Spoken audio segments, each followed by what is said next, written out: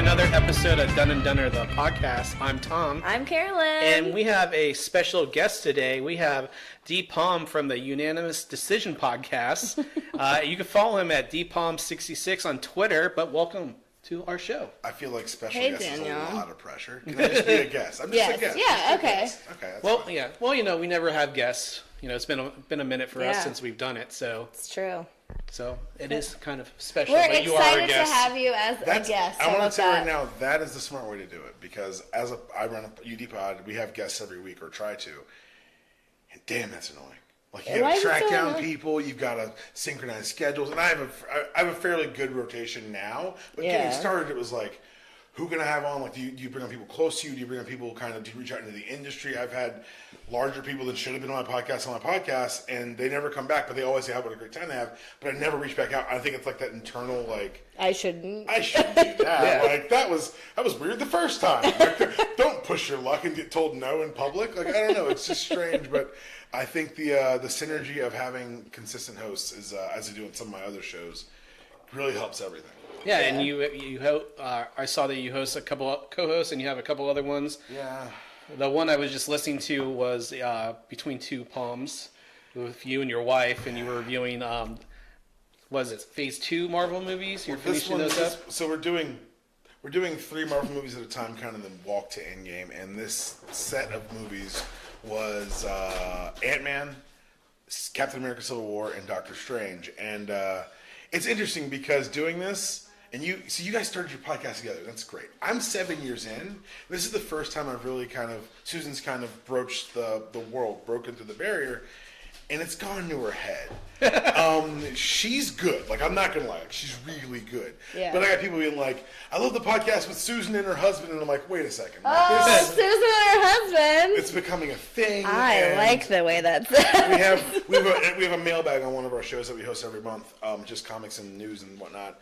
And the emails this week were, I love the shows with Susan and her husband. I'm like, this is not going to work. And now I've mentioned it here, so Streisand effect. I'm an idiot. Let's go. Well, You're you know, not when an we idiot. started it, it was like going to be my brother, and I was thinking about doing it because I was in between jobs and just trying to figure out. I've always wanted to do it. I listen to like she listens to everything in the world. I do. You I listen probably to know. every I listen fucking to like podcast. Something to Wrestle, Bruce Pritchard, Bruce. What Happened When with Tony Schiavone, all the Conrad Thompson ones, and I really enjoy them. And I like that dynamic of just talking with someone else about things. Yeah. And that's where it's like, I wouldn't want to try to hustle to find someone to interview every week or be part of it. Right. So then we just started. We did one, and then I played it for a few people, and they were like, "Okay, that's the podcast. It's you two, just how you live your lives, what's important to you." You can't tell me how to live my life, Tom. And then trying. You don't produce this one. No, you don't. You- That's the one thing. Yeah, there's a very bright line between husband and producer, and you don't get close to it. No, don't touch it. Don't even. But no, I couldn't agree more. I think that the rapport between like long-standing co-hosts is something that people come back for. Yeah. So, and I'm actually really jealous of y'all's format because you can talk about whatever you want. So all my shows are very segmented. Like we have our Character Corner, which is a deep dive on comic book characters. They're usually in the news or coming up and going to be talked about. Our most recent one is the Shazam episode because obviously the movie came out. But even from there, We know someone in that movie. who do we know? Cooper We may not know Cooper. from Red Door. Okay, let's not get into who and what I remember from Red That's Door. a whole different. That's a whole different episode, and Wow. we would need more people from Red Man, Door. no, and at least some police records. Years ago. Police Years records, ago. the whole 9 yards. No, none of those. But no, it's for us. Every episode with Chris and I, we're talking about comic book characters or a comic book television show, and what we've learned is people don't come for the content; they come for the rapport, they come for the familiarity, they come for the personalities. We're doing a event in DC and in LA for Endgame. Yes, that's so exciting. And we're having a live show afterwards. And our live show is what sold the tickets. We realized that. So what happened was we rented out this entire theater for private viewing. And for the first however many people, you got a live show ticket for an hour and a half live show afterwards. And once the live show tickets were gone, this theater stopped selling. And we were like, wait a second. Could B be the draw? That's crazy. That's exciting. But we added a that's second live show. awesome. This is going to be our now, I guess, 4th and 5th live shows in the last couple of years. Yeah, and they've always had good turnout. I've got one of our listeners who's going to probably hear this. Shout out to Longa. So we did AwesomeCon 2 years in a row. We did live shows during AwesomeCon in DC. Wonga came to these shows and brought us gifts. And that's cool and that's interesting. But what's interesting more is that Wonga lives in fucking Australia. I'm sorry. And so he makes one trip to the States every year. And so for 2 years in a row, he aligned that trip with our live show. That's awesome. Like he got me it's still on a card in my office, but it's a Bret Hart action figure, one of those Jax figures. I still have it. He brought it from fucking Australia, man. And that's one of those things, like, people are like, why do you do this? Like, do you get paid? I'm like, look, do you look at listeners? Like, I don't, honestly. It's just fun for me. It keeps me sane. I like talking, and for some reason, someone likes to listen, and I just kind of go forward with that. Quick segue. Did Brett screw Brett, or did Vince screw Brett? I don't even see why Vince screwed Brett. Like, this Vince screwed Brett. And yeah, that's where we're going to stop for right now. This is not that podcast. I agree with you. There's some folks, who are... We'll take that, 30,000 foot view. Well, for the good of the business and that's not Brett screwed, or Vince screwed Brett. Yeah, so DPalm hosts, what am I saying? Unanimous Decision Podcast. You can follow the podcast on Twitter at UDPod. And then, so you're on the MTR network. So How did that? You were telling me a little bit about it, but so had to be.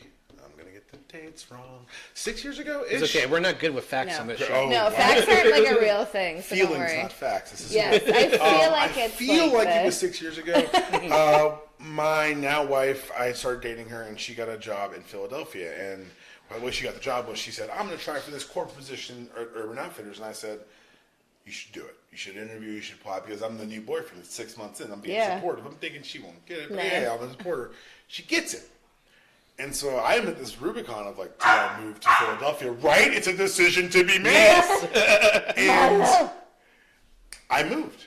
I went to Philly without a job and kind of a hat in hand and said, I'm going to give this thing a shot. And on the way to Philly, in the process of moving my life, I read Kevin Smith's book, Tough Shit, where I got kind of my mantra is, don't be a why person, be a why not person. Everyone asks, why would you do something? Why would you try that? Why would you do this? Be someone who says, why not, to anyone else's dream, because inspiring other people might have them generate the next thing that you love. Like, helping others helps yourself. I did a long self-indulgent Twitter thread about this yesterday, but it costs nothing to encourage people. And so that was kind of the first step. And then I'm a huge fan of the Black Guy Who Tips podcast. Rod and Karen, I've been fortunate enough to go from fan to occasional guest to friend of the two of them. And Rod lost his job the same time I was moving to Philly. And he said, okay. And he doubled down and went full-time on the podcast. They went to 5 days a week. And he's a business owner now. He gets flown places to do their podcast, to not even do their podcast, to talk about how they do their podcast. And I watched Rod go on, and I was like, I'm going to take the shot and go to Philly. And my friend had started writing for a Georgia website, and I said, hey, man, do you guys have a podcast? Because I can write a little bit, but writing's super lonely and boring sometimes. And he said, I've never done it before, but I'll talk to the guy who runs it. And I talked to the guy who runs the site, and I started the podcast, Dude You Crazy.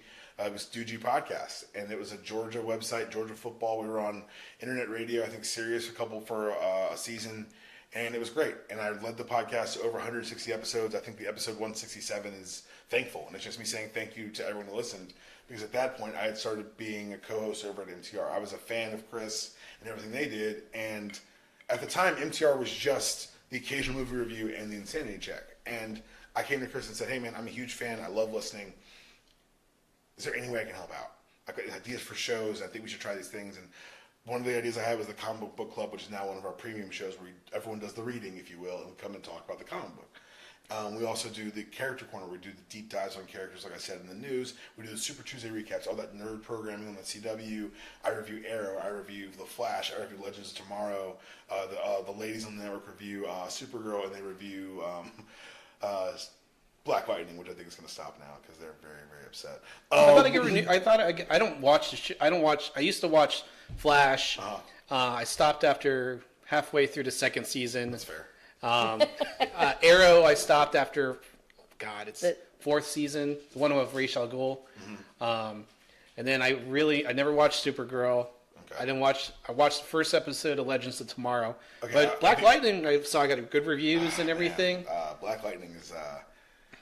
I'm not going to speak for Shannon the doctor, but I will say that just reading the captions they have to write for their reviews. I'm like, oh, this is getting ugly. Oh no! Like it's just a precipitous drop off apparently from season 1. I watched season 1 on Netflix, and it was fine. What are they on 2? Yeah, they're on 2, and apparently there's a big drop off. But I'm not going to defend the shows here. I do it every week on the podcast. But I'll tell you this: the most batshit, interesting, fun show on television for the last 3 years has been Legends of Tomorrow.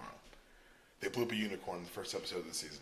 I'm sorry, they what? They exploded a fucking unicorn, and that's my selling point. And it wasn't like completely out of place. Yeah. And they're like, This is a logical ending to what's happening on the screen. This is all right, well, sense. maybe we'll have to give it a chance. It's like Sliders with superheroes. It's exactly what. It's a perfect example. And since the first season was terrible, because they tried to be a little bit too ambitious. Trying to figure it out. But the second season, they were like, lean into what the weirdness of it all. Screw it. Let's do it. And you can tell that they changed the main villain of this season because they've got Biff from Back to the Future in it, and they were like, he's just too likable to make the main villain.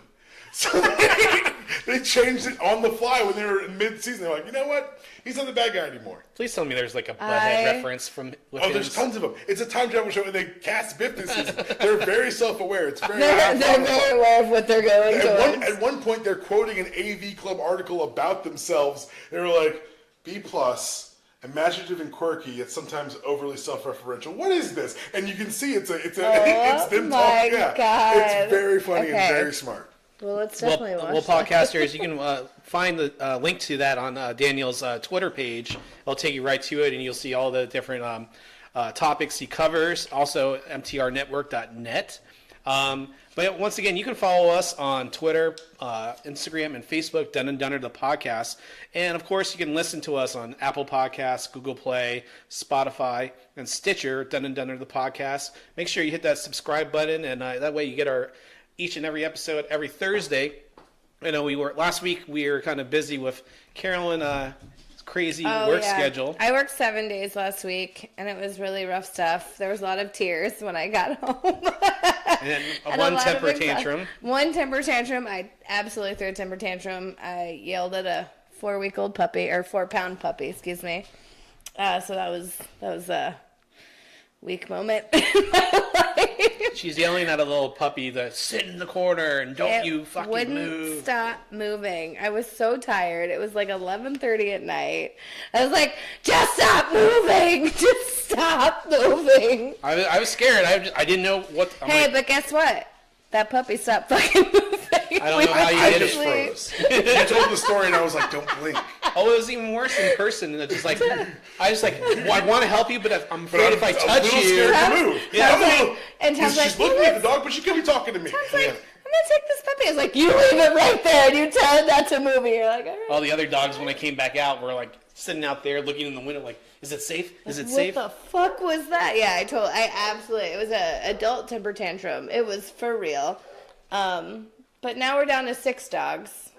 So watching our parents' dogs this week, and we'll have more about watching the dogs. Yeah, you can hear them in the background of this It's episode. a zoo right now, so thanks for coming over. You know what though? You say it's a zoo. Wouldn't that be the best zoo if it's just like a petting zoo full of dogs? Yeah, that's her dream. That's my dream. Is it really? Yeah. That or have a farm of animals. You know, it was a Shih Tzu. Live in the city of Atlanta. It was a Shih Tzu. Get it? That felt like prepared material. I can't.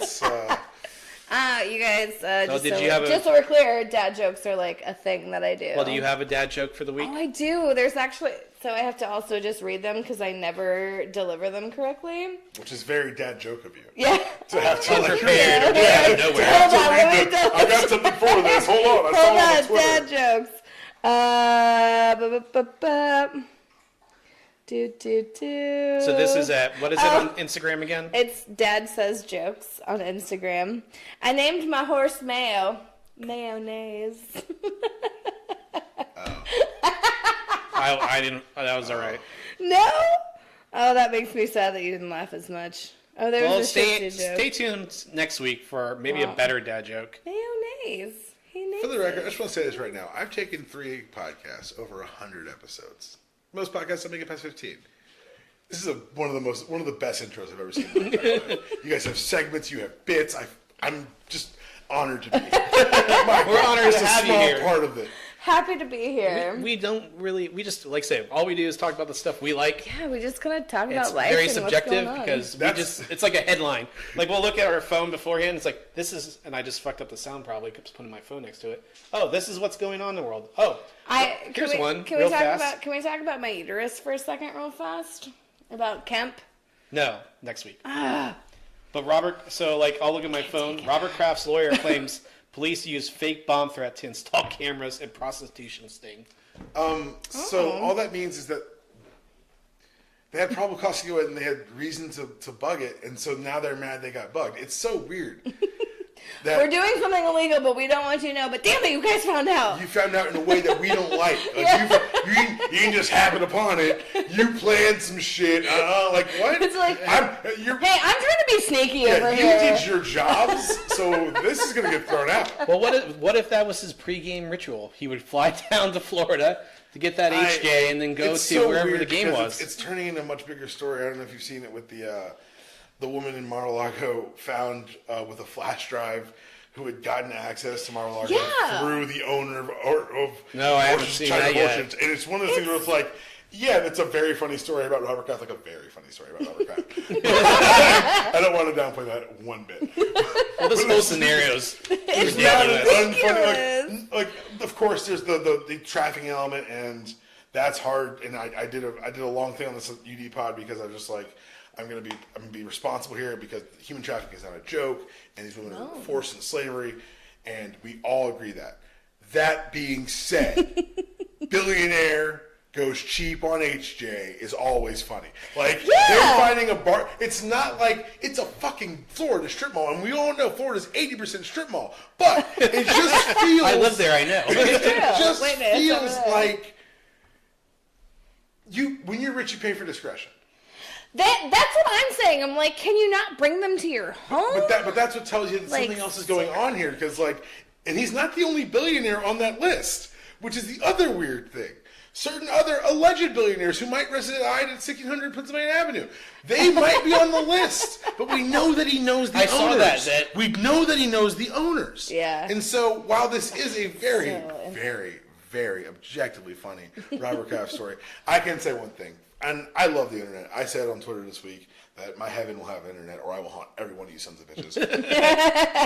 There's no Wi-Fi. Guess who's back? I need cat gifts. Oh my god, what would I do without cat gifts? But what? One thing I think we can decide as an internet, conservative, liberal, no one needs the video to be released.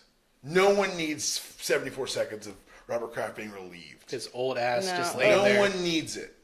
No, thank you. A reporter has to watch it so they can talk about what happened. It should. What do you need to talk about what happened? He lays there. Because that is journalism. I'll say this. That I need to know that someone I trust has seen it. Someone who has a journalistic ethics has seen it and can verify what I think's on the tape is on the tape. Beyond that, destroy the sumbitch. Because it's going to hit the timeline at some point. And I'm on Twitter too much. And it's going to hit my eyes. And that's going to be the end of it. They put everything on and Twitter. And then I'm going to find out if there is a Wi-Fi in heaven because I will be dead. Yeah, I'll let you know how it is. That's one of the... And then I'll be blind after that, just to let you know. And I'll be like, sure. so this is what happened. That's where I think just someone has way too much money. And like I said this before on the show, it was just like the day of the Chiefs game, he flew from Boston to Florida. Fact. So he left early Sunday morning to go to Florida. No fucking and then he was there, got his HJ. Then he went to Kansas City. And he was there before what was it, a 1 o'clock or 4 o'clock start time? I want to say 4 o'clock. I'm sorry. Who cares? No, I care. No, actually, he's brought up a huge point. This has gone from an $80 hand job with a $100 tip. Good job, Rob. To causing the difference. The Pythagorean difference between flying from Boston to Kansas City instead of flying from Boston to shithole Florida. You pick a city.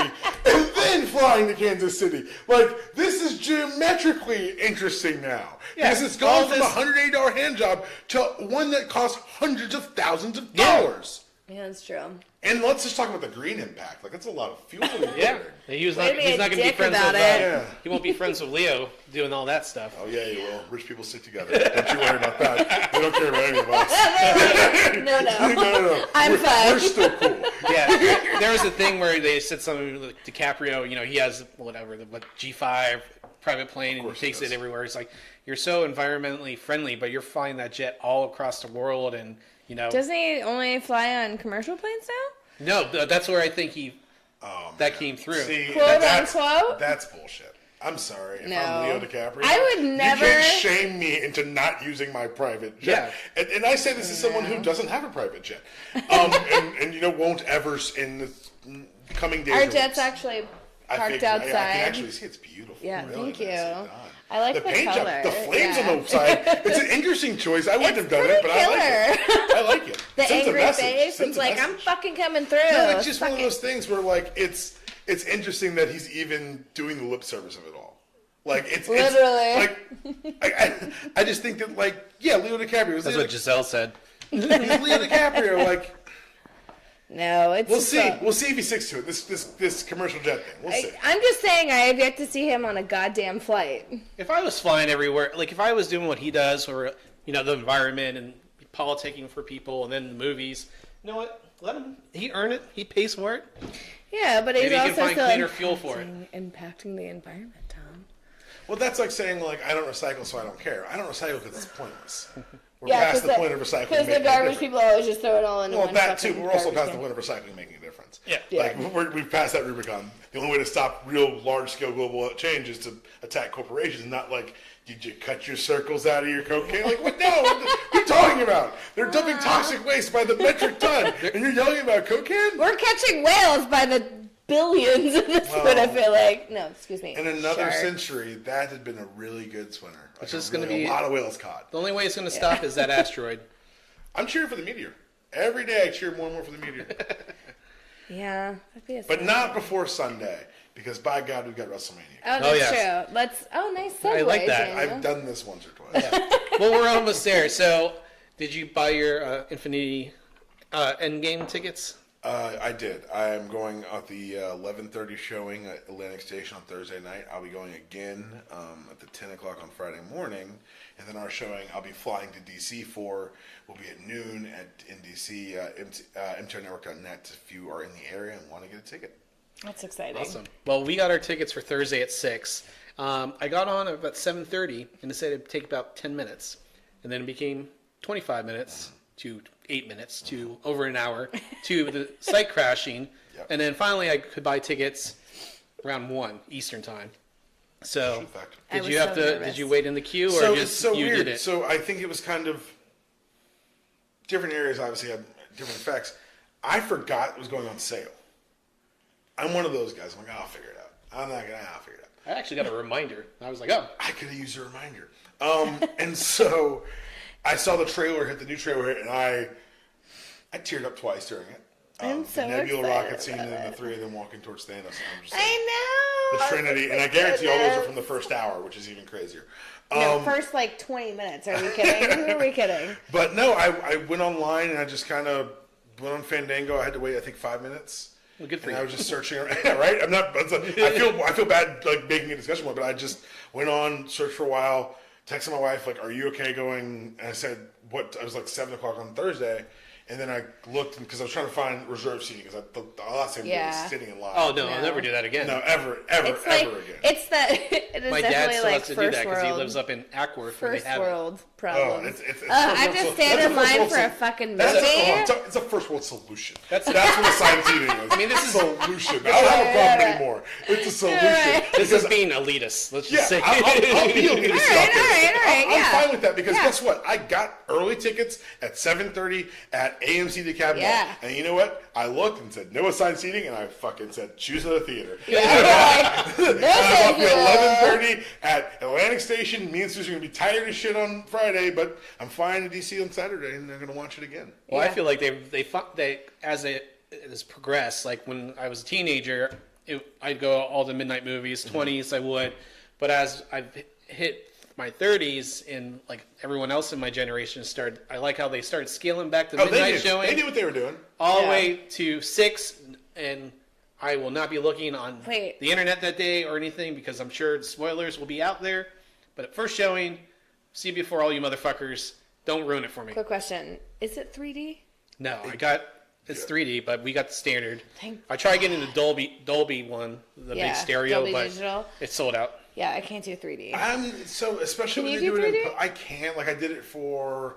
So we lived in Philadelphia. Interstellar came out, and it was a beautiful movie. Yeah. And it was the big IMAX at the. Those make me nauseous. Those I can do. Those I Or can do because they're depth nauseated. of field. But like on a flat screen, just with his glasses, I'm like, this is the dumbest thing in the world. And then, like a slight headache, and I'm like, Yeah. it didn't add anything to my experience. Of why am I here? I don't think they ever really do. I think for me, it's just the experience of going to a movie, but whatever. Like putting on those glasses that are slightly tinted, and I'm going to like a 12 o'clock midnight or 12 midnight show, and I'm like falling asleep. I'm like, it's so just. I think after seeing Captain Marvel, I saw it in 3D, and I saw it standard, and I've said it.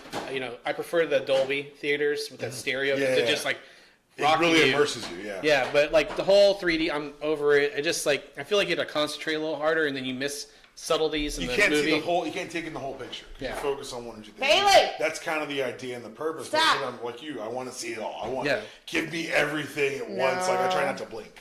I almost barfed watching Avatar on IMAX. Like Well, I Avatar, I almost think, was barfed. different because it was filmed with 3D in mind. A lot of these are post They 3D just conversions. added- yeah. And so I think that also speaks to the quality. But it sells. I guess they make more money on the tickets. I get it from fiscally. I just Yeah, don't- I get it. It's just not for like- me. yeah. It's like the Transformers movies. I get it fiscally. It's just not for me. And that's my childhood right there. Oh, mine too. Like the first one, used to- we're going to so many different tangents, and we're getting I there, know. guys. We're getting but there, this I is promise. important stuff to talk about. I like the first one just because I was just like, yes. It happened. They Like, finally you're like, did yeah, it. Exactly. But then it's like all the humans, and Optimus Prime showed up to be a badass at the end. You and I are going to talk about comics later. I got a Transformers series for you. Knock your fucking socks. Your socks will be gone. Oh. And I've got 2 interviews on our podcast actually with the writer on that series. It's legitimately my favorite comic Is series. that the one that they're currently the ones where like they're doing the Optimus Prime comic run and More Than Meets the Eye, Lost Light. Yep. It's the IDW Phase 3 run. It's the longest running single continuity of Transformers ever.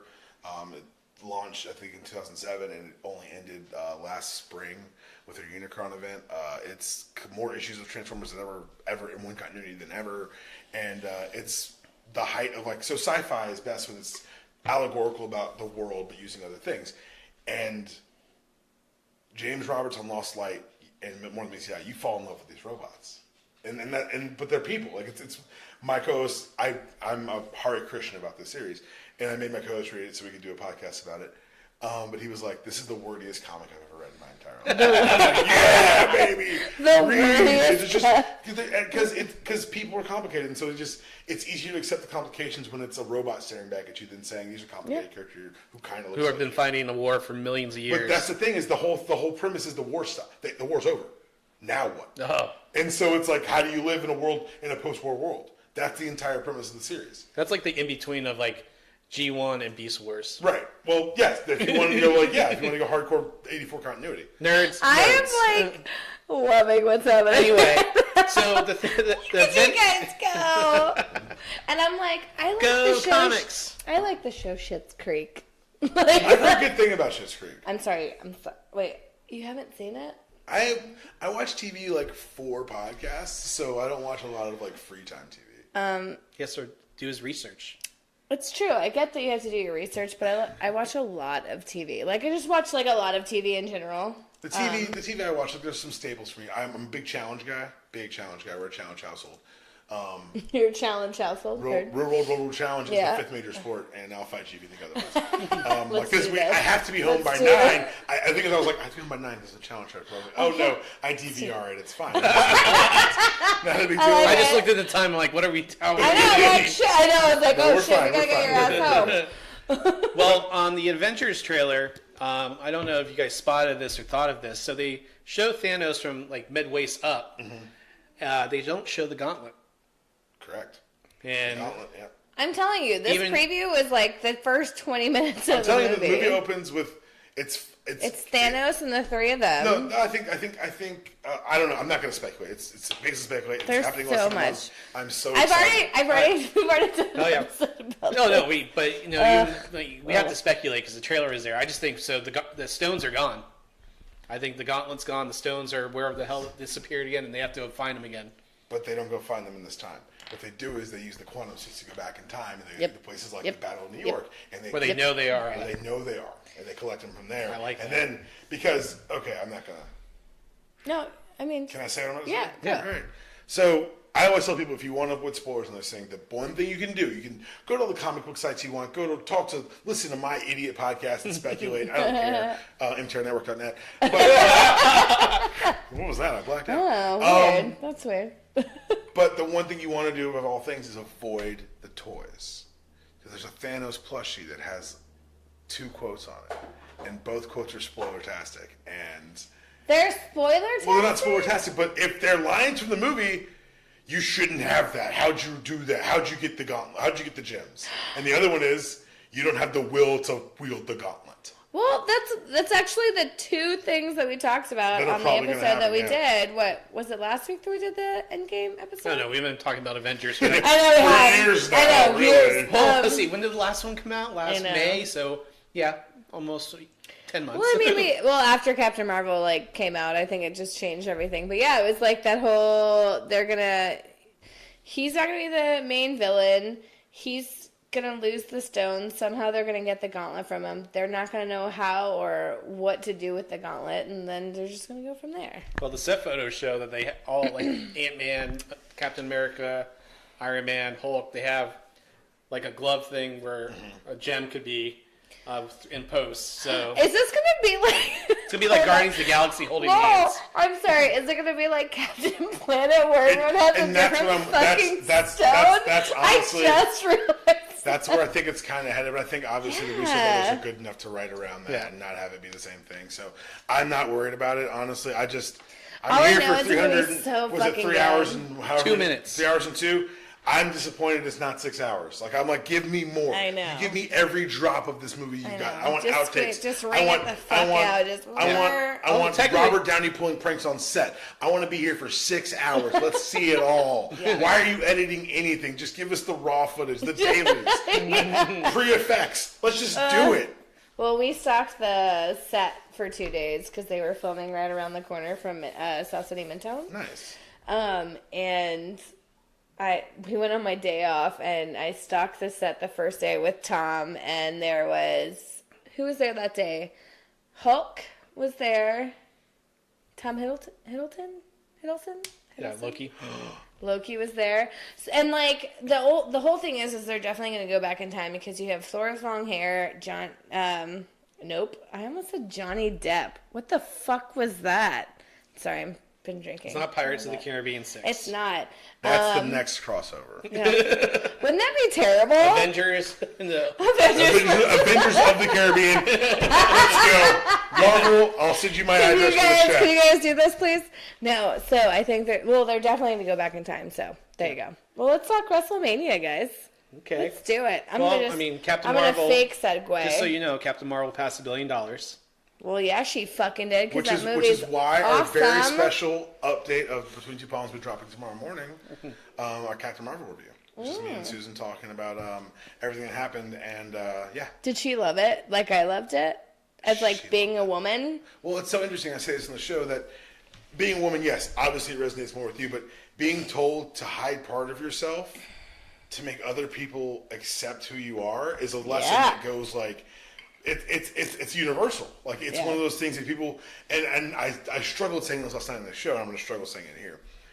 Calling it a feminist movie doesn't minimize it because that is a very much a feminist movie. Yeah. But it also feels too small because the movie does so much more by even framing the refugees as the bad guys at first because you assume they're bad because they look the way they look. It's one of those things that it's so interesting on so many levels in the way they attack it, and then setting your third act fight scene to just a girl by no doubt is just fucking brilliant. I play the soundtrack for Carolyn. If I ever need to pick me up, he just plays that soundtrack because it's so good. For me, it's Steven Universe. Steven Universe? That soundtrack. Oh, really? I was listening to it here. I'm not kidding. Really? I could sing every song on that soundtrack. I'm not going to. I support you, though. Thank you. It's a beautiful. If you've never watched Steven Universe, it's a cartoon for kids, but his biggest superpower is empathy and love and friendship and like accepting people. And like it's the show we all wish we had when we were kids. Like I had a friend, right? I had a friend with a child who was like, "You should watch this." I'm like, all right, a little. I mean, he's like, no, just watch it. No, and I like, watched it. really I watched like 5 episodes. I'm like, this is beautiful. I don't know why. It's just so nice, and it's just full of great lessons. Sorry, I love it's it. my Steven Universe. No, it's fine. No, Captain Marvel makes me feel like super empowered as a woman and as a human, because it's like no matter how much people beat you down, she still stood up, and it's just like that's such a good message for anyone. Right. And then also especially she's literally fighting with her hands behind, like one hand behind her back. Yeah.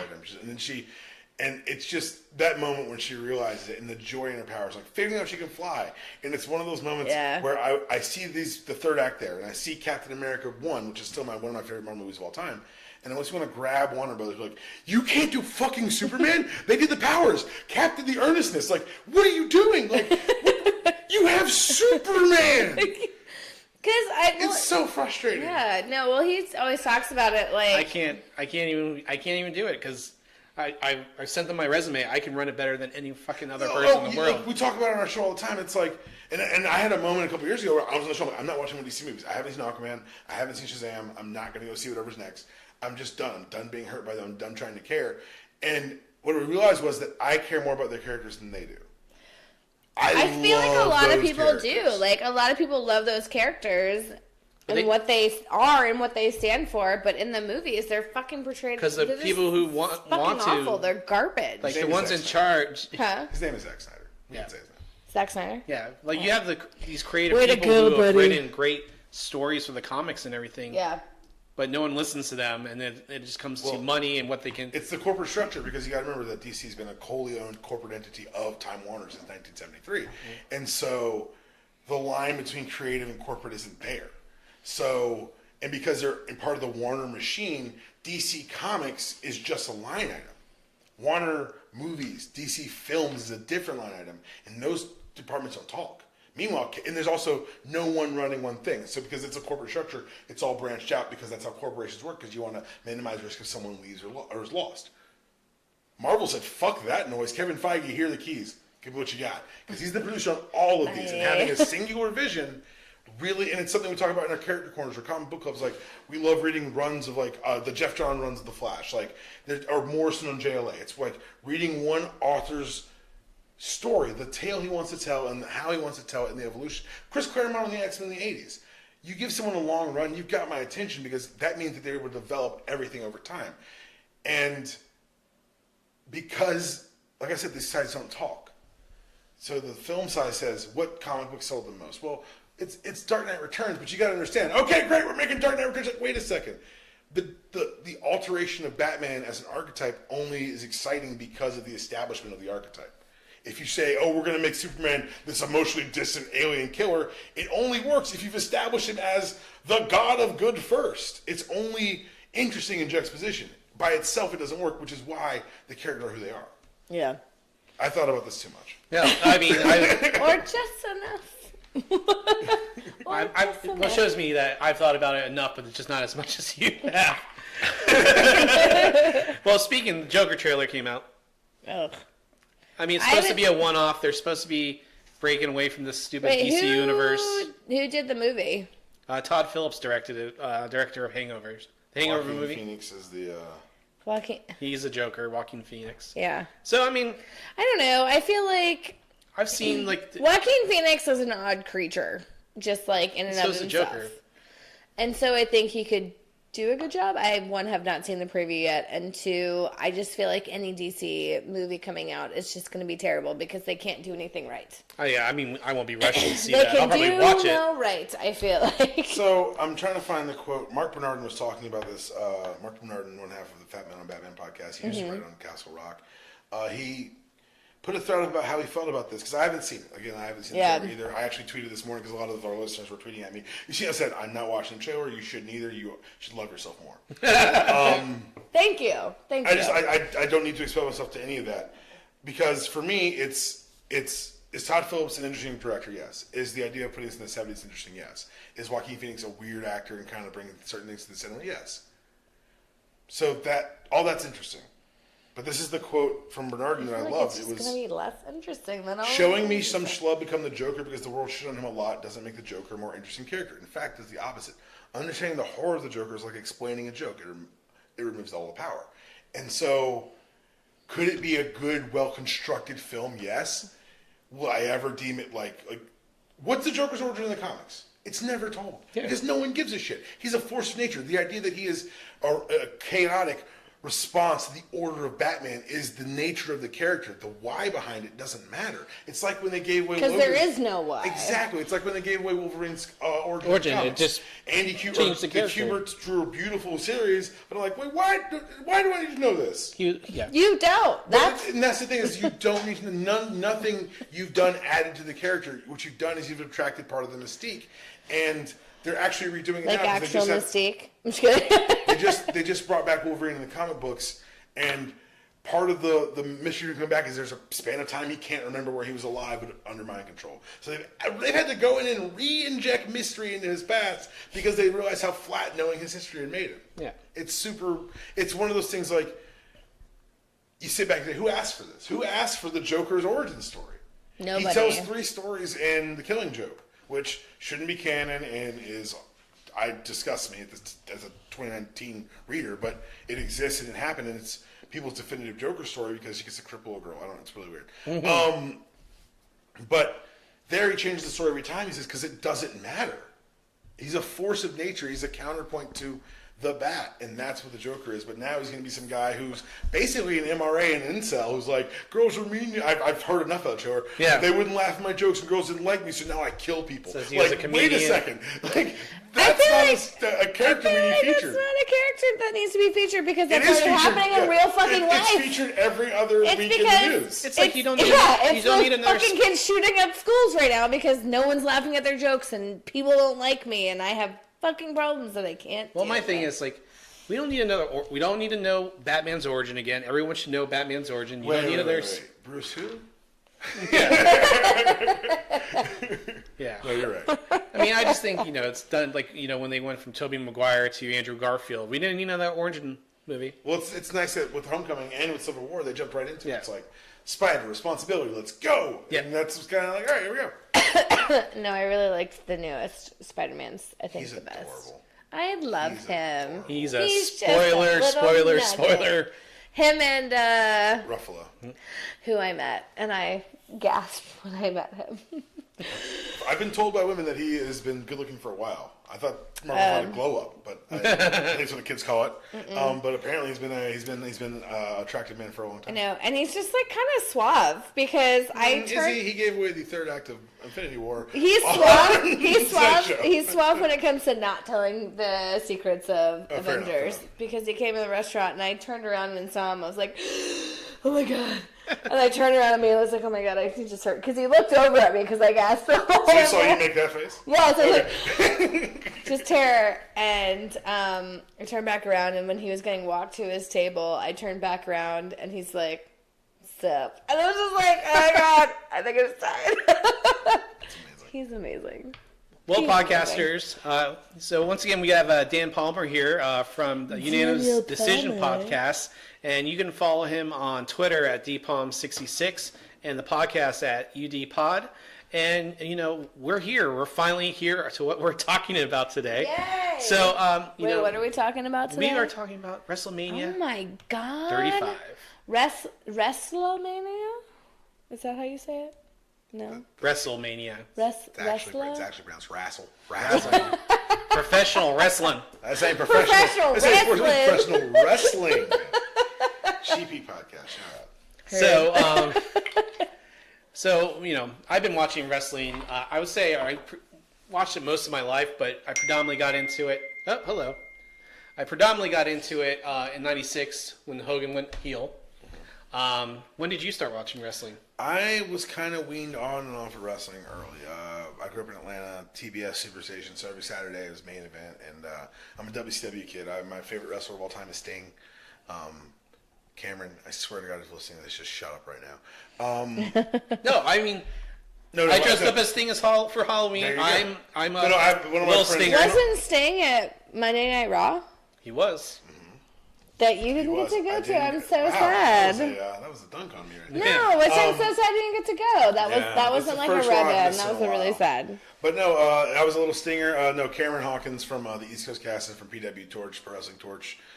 He is a virulent Sting truther, and he points out lots of flaws in my hero's game, and I don't appreciate it one bit. But no, I grew up kind of watching on and off wrestling, but like you, the 96 heel turn, that really got me. That's one of the things. I think I was 11 in 96, and like I'm kind of growing out of like the story, the kind of the WWF type of storytelling. The G rating. So, seeing like these guys come out and ref shot and kind of blur that work shoot line, it was interesting for an 11-year-old. It re-engaged me, and unlike most kids my age, I never was a NWO guy. I didn't even own the shirt until I was growing up. I was a straight up WCW. I bought my first one, and like it was, they had one of those buy one shirt get one for $1. Yeah. So I bought Becky Lynch's the man shirt, and then I got the NWO shirt for $1. It's my painting shirt now. It just is. But no, for me, NWO was kind of the evolution of the storytelling. I was in for a very long time, very deeply in. The day I left professional wrestling is the finger poke of doom. I don't know if you remember this. Me too. I was there. I'm sitting hard camera side. Oh yeah, that was in Atlanta. It was in Atlanta Dome. I'm sitting hard camera side, about 10 rows up. My dad, 2 of my friends are there, and it's okay. So catch up, people. Sorry, I'm a very recent. Carolyn's got a face on her. Wrestling. Okay. Thank you. Explain. So Bill Goldberg, you're aware of who Bill Goldberg is? Former Georgia football player. Yes. You saw him when we were at WrestleMania in Orlando. Yes, I asked. I actually, thank you. That was pretty fun. So Goldberg, they had done a thing in WCW, where he hadn't lost a match in about a year and a half. He'd blown through everyone, beaten all the competition, taken everyone down. No one could stop the Goldberg machine. They'd even allowed DDP to get him into one really, really, really good match at Halloween Havoc. I'm always going to talk about that match. It's perfect. Some of you can't get a match out of him. That's actually not Paige's favorite match. I know it's not. It's crazy. It's that Savage match. But is it? I think it was a Savage Sting. match. Sting. Okay. That's Sting and Nitro. Anyway. It's a great match. Okay. So anyway, Goldberg goes undefeated.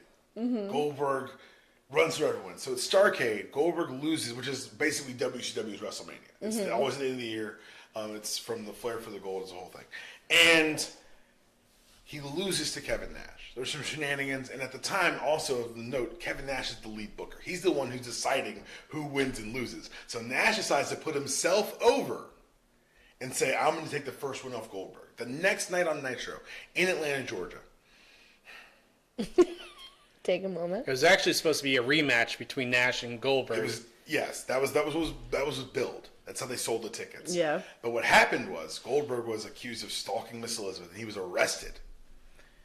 Like arrested? Like wrestling arrested. Okay. Like last night arrested? Hey. Kayfabe. And so he's let out of the arena, and so Nash is like, I'm going to defend my belt against, and Hogan comes out of retirement and demands to take a challenge for Nash's belt. And they go out there, the main event of Nitro. This is the hottest event. Nitro is white hot at this point. It's not as big as it was the year before, but they've come off a very strong Starrcade. And Nash comes out, and Hogan pokes him in the chest. Nash takes it back, pins him 1, 2, 3.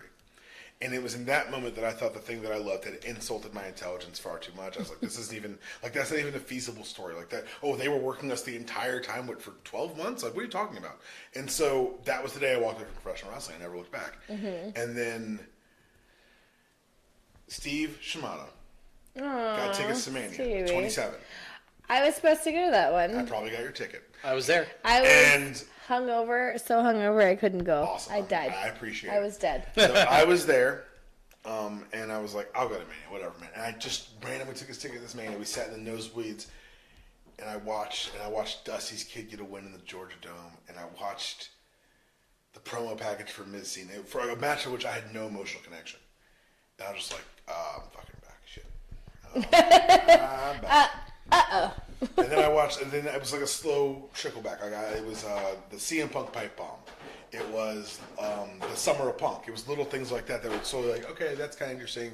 It was the night after, I think it was Night of Champions, when the champs were, at the time, was CM Punk, Bryan Danielson, Kofi Kingston, all the main photo belts. that you see. Yeah, that photo that floats around. And I was just like, okay, maybe I can start watching it. And then we moved to Philadelphia. I started podcasting. I didn't have any friends in Philly, and it was a relationship boot camp because he couldn't like, oh, I'm going to my friend's house. I'm going to this bar I know. It was kind of, you got shit, you got to deal with this shit because we're all we got here. And so part of the like finding things that we enjoyed that we could do together was pro wrestling, because I could explain to her, I could make pro wrestling interesting for Susan, and she's not a pro wrestling fan. No, nobody bark. Guys, it's okay.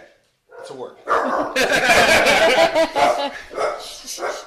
She's not a pro wrestling fan, but I was able to explain it in a way that she could appreciate the storytelling aspect, that she could appreciate the idea that this is the only modern theater in the round. It's the only place where, imagine if you're watching Game of Thrones and they boo through your speech, you change your fucking speech. Like, that's what this show is. That's what this thing is. I love it. I just love the drama. I'm like, give me drama with half-naked men. And the other thing is, it's one of only 3 true American inventions, artistically, that we've given the world. The comic book. That's it. The comic book. Will Eisner was the first person to say, hey, what if I put these comic strips and use them to tell a story? Jazz and professional wrestling. Yeah. Those are the 3 artistic achievements of America. And so...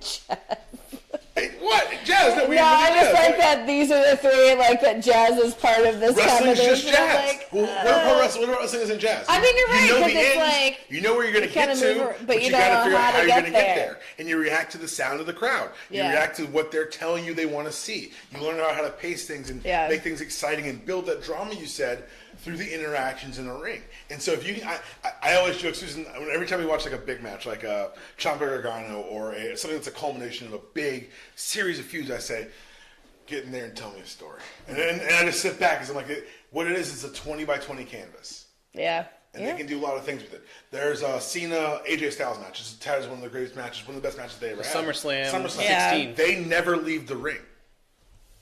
And in an era where everyone's outside on the floor and everyone's doing these dives, they never leave the ring. And they did it on purpose.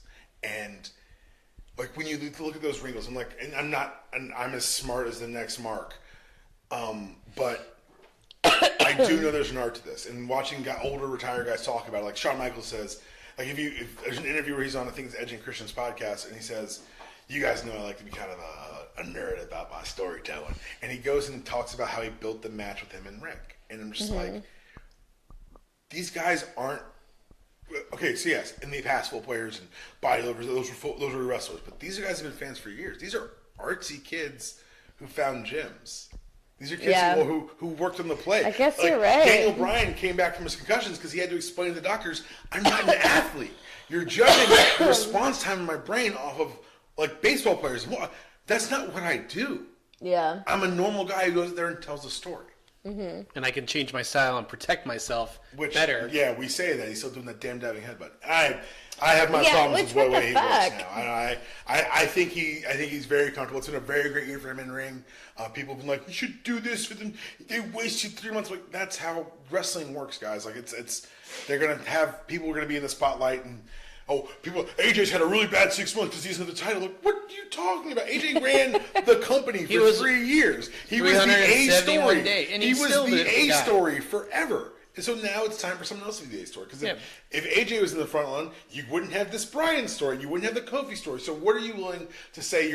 Let's get rid of that and replace it with something else that I think I want. Yeah, let's put him on the bench for a little bit. Let's rotate through some other guys, and then let's bring him back and get everyone excited about it. Maybe let's have an off season. I don't know if you guys saw the Roman John Reigns Oliver piece this week. I heard about it. I haven't watched it yet. So last week's night is a very smart, fun HBO show. I've seen it before. Where they do deep dives on one topic. Yeah. Well, these motherfuckers decided to take 23 minutes on WWE, and it is comprehensive. Is it? It's like how Vince McMahon is uncaring. There's that, but also just the nature. And so they frame it through WWE, but I was talking, and I have a bell in my office when I record. It's called putting myself over bell.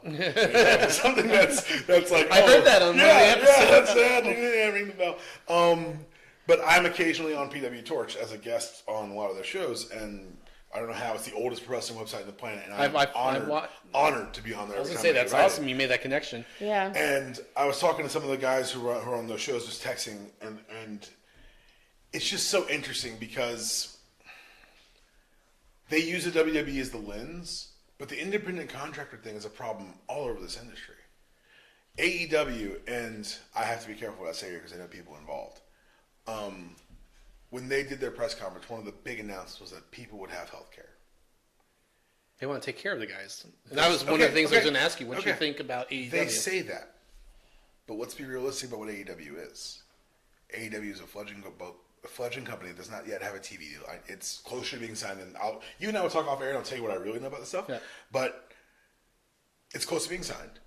But when you talk about healthcare, so if you're in the front office and executive role, Cody, the Bucks, Kenny, they're all getting full healthcare benefits. But not everyone on AEW is exclusive. And not everyone on AEW is going to be working this fictional TV deal that doesn't exist yet. So the level of coverage will differentiate as you talk about talent. And now, if I'm in a locker room and Kenny's my boss and he's got full health benefits and he's on top of the promotion, feels a lot like Mid-South, people just putting their kids in charge. Yeah. And so it's not as simple as saying we're going to insure all these wrestlers, because if I'm, let's just pick a name, I know she just left Impact's Allie. Allie just left Impact to sign with AEW. Okay, Allie works the TVs for AEW. We'll say they film twice a month. They run the TVs. Is she allowed to go make money? And if she is, if she's injured in someone else's ring, what does that AEW insurance cover? And so it was a great applause line for the presser, but the implementation is going to be a lot more interesting for the back end of the business. And I'll say all that to say this, that yes, there are very specific Vince McMahon things that happen in the John Oliver piece, but it's, if you, Hangman Page was talking about it on Twitter, he said, I'm not saying one company is better than the other company, but it tells you how much value, how much power we as wrestlers have in any of these companies. Because they go through the thing and they say they define independent contractor based on U.S. labor law. It says someone whose appearance is not vital to the success or failure of the business. And you go to WWE's webpage, it says, we don't exist without our wrestlers. So that sounds like a fucking employee to me. Yeah. And so the last time there was actually talk about there going to be an attempt at union, it was, I think, in 1987. Where Ventura and Piper got in trouble for it. No. Ventura and Piper tried before WrestleMania, and Hogan snitched. And that's an open secret. Like, they don't say it in the episode, but everyone knows who the snitch was. It was fucking Hulk Hogan. He wants to gain. Excuse me. It was Terry. I don't call him that anymore. Nice try, Terry. And it's interesting because there's been no collective bargaining since. Because if you come out and say I was treated poorly or I did this, no one will ever hire you again. Because if you're going to turn around and sue WWE, how can you come to Ring of Honor and not sue us? Yeah. New Japan not sue us. So you can't even have your friends in the locker room say, I support your lawsuit. Because you're going to effectively end your line of revenue, end your income. You hope you learn how to type and learn a trade, because you're not a pro wrestler anymore. And that's what's kind of that. And what I hope, people were trying to be accusatory towards Oliver, saying that he was exploiting WrestleMania. I said, he's not going to hurt Mania. Mania's been sold out for weeks. The subscriptions are sold. Mania's going to be great. Yeah. But if he drops it when the lights are brightest, maybe they have to pay attention. And I think that WWE knew this was coming, obviously, because we're doing for quotes. But if you listen to a couple of Roman Reigns' interviews in the last few months, he talks about off-season. He floats the off-season. And nothing he says is not greenlit by the WWE. That's their golden boy. Yeah. He is the number one spot right now. Whether he can get away with saying something like that. He could, but he's not that. Do you know Joe at all? Joe? She knows who Roman Reigns is. Oh, yeah. He used to come to Moondogs a bunch. I'm a year ahead of him in college, so I saw him in senior year a lot. Did I know? He went to Georgia. He went to Georgia Tech, Tech, played football. ball. So have I met him? I don't know. It doesn't. But I was wondering, have you met? I'm like, oh. He's not that guy. He's just not. Because he's a football guy. And see the guys who were that guy, who would go out and rock the boat to Bret Hart, who would speak out openly in shoots while unemployed. It's guys who've been wrestlers their whole life. Roman's a team guy. Anyone who's ever talked about him backstage says he's the ultimate leader. There was a great interview when he got the diagnosis, and the public with it at least. They talked to, I think it was Alistair Black, or no, it was Finn. It was when Finn got called up, and maybe it wasn't Finn. I can't remember the wrestler now. But it was an NXT wrestler who was working Europe's with them after for the tour after Mania, and he stayed after one night cleaning the locker room. And Roman said, "Hey man, you're here, you're with us. You're not different. Come go on the bus." So don't do that again. Don't stay behind and clean for other people. And he said, it was Alistair Black. He said he didn't say it to me. He knew it from Adam. But when you're on the roster, you're on the same team. And that's how Roman leads. And I have had my disagreements with Wade Keller, the editor of The Torch, some of them recorded, about how he believes about Roman leadership style. I just think that because there's a very old school edict that says you're the loudest guy in the room, everyone listens. Steve Austin is one of Wade's good friends, so is Booker T, like the guys who are like those vocal loud leaders, Taker. And for me, this leadership is different, but it doesn't make it any less powerful. And you see if you get to real shooting reviews, people say, how do you feel about watching Roman get booed? And every wrestler to a man says it pisses him off. Because he works harder and cares more about that place than anyone else in the back. And it's just so interesting to think that if he's floating off seasons and he does it more than once, no one's told him not to.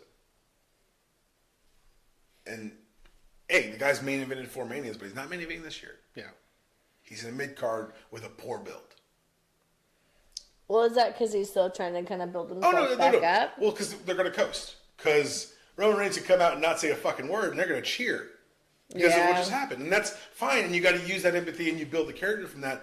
But the question is the Raw after Mania. So they use the clip of the one in Dallas. During it says things don't always go according to plan for Vince McMahon. Watch this. This is Roman Reigns, his top babyface, being booed for 8 minutes. They timed it. It's 8 minutes. He's booed and said, "Fuck you, Roman," and get off the stage. And it's the night after he beat the Taker to close out Mania.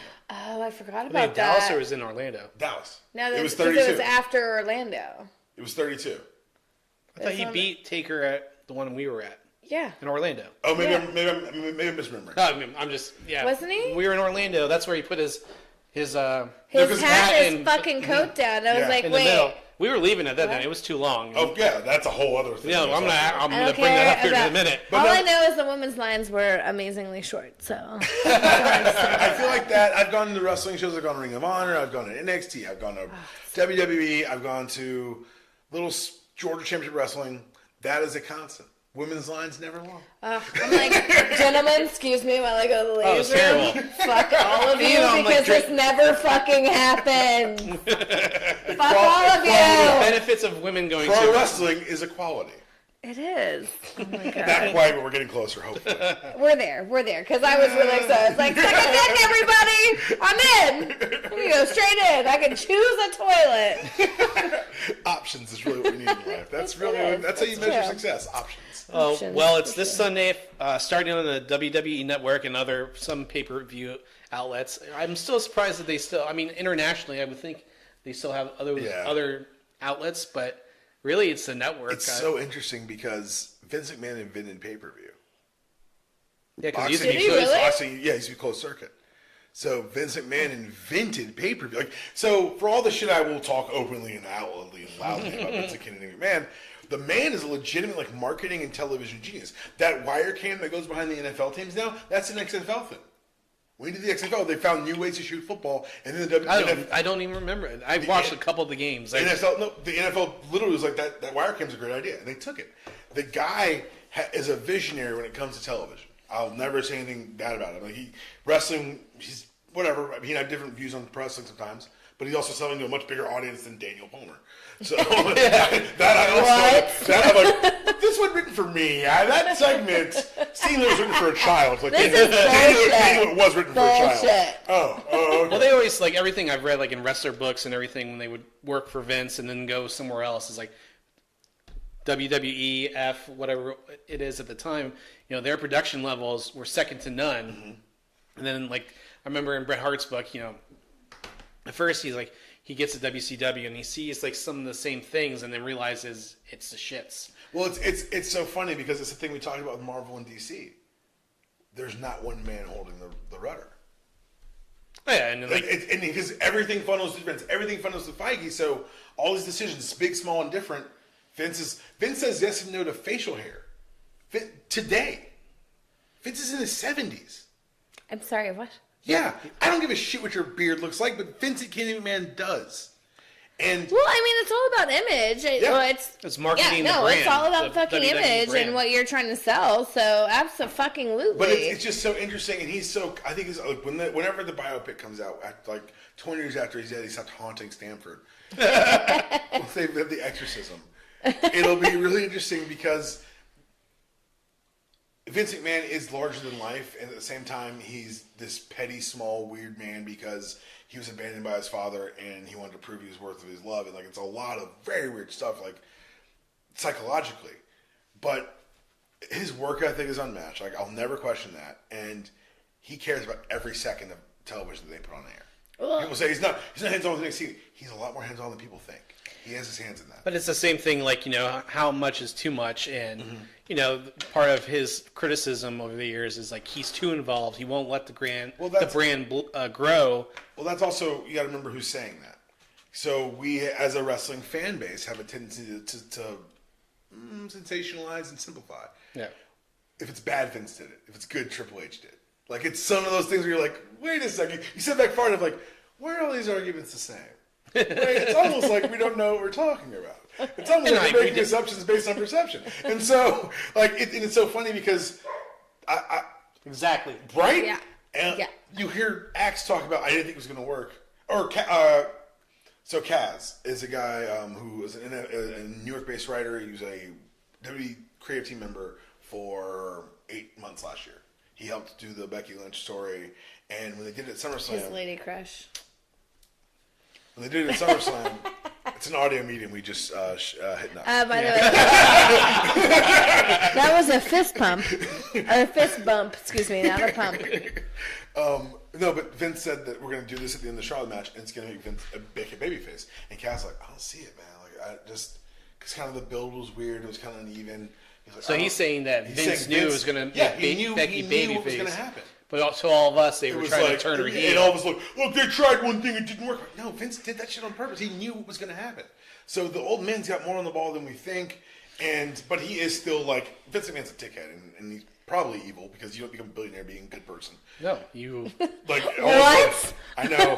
Spoilers, guys. Those billionaires, they don't give a shit about you. That's why he's like build it with like so many of his top stars, for a while have harsh things to say about him because yes, they'll get him to a certain level, but once they get there and everything, it's like it's not just that. It's also who needs who more. So Vince's thing is once you get to a certain point, you see it with all the top with Terry, with Austin, with Brett. It became a push of. Well, did you watch SmackDown and Monday Night Raw this week? I kind of floated, so I'm probably a boon to the WWE in that it's probably on my television when it's happening. I DVR it, but I don't actually watch. I just kind of watch. Do you watch Twitter. Like I watch? What?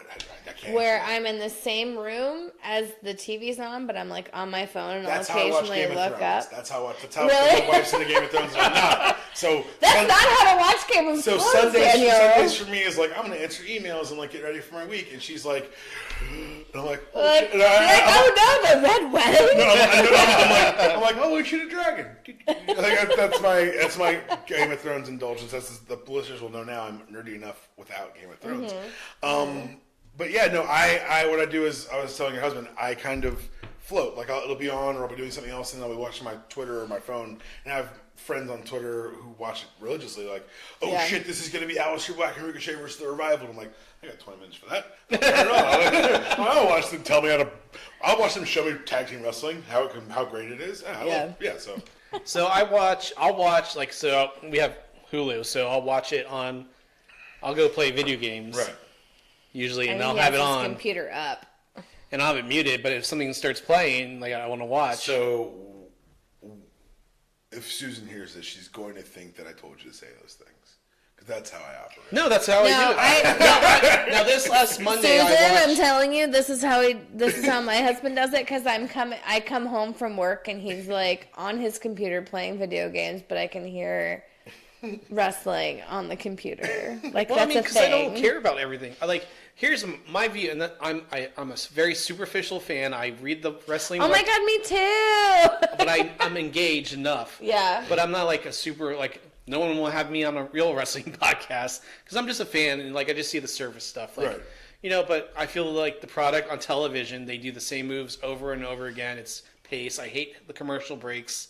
I hate that transition. Oh, they threw him on the outside. We'll be right back. I think. Just for a viewer, for me, it's fine. It's one thing. It'd be one thing if I didn't understand that that's kind of how the show has to work. Yeah. for me, it's like, yes, would I like for it to be NXT every week? Of course I would. Ball's just an hour of wrestling, but they serve a different master. I'm not the only person watching, and they've got to do certain things to keep the lights on. And so it's kind of the agreement we made by saying we're getting 3 hours of fucking Raw. It's not all going to be great. Some of it's going to drag.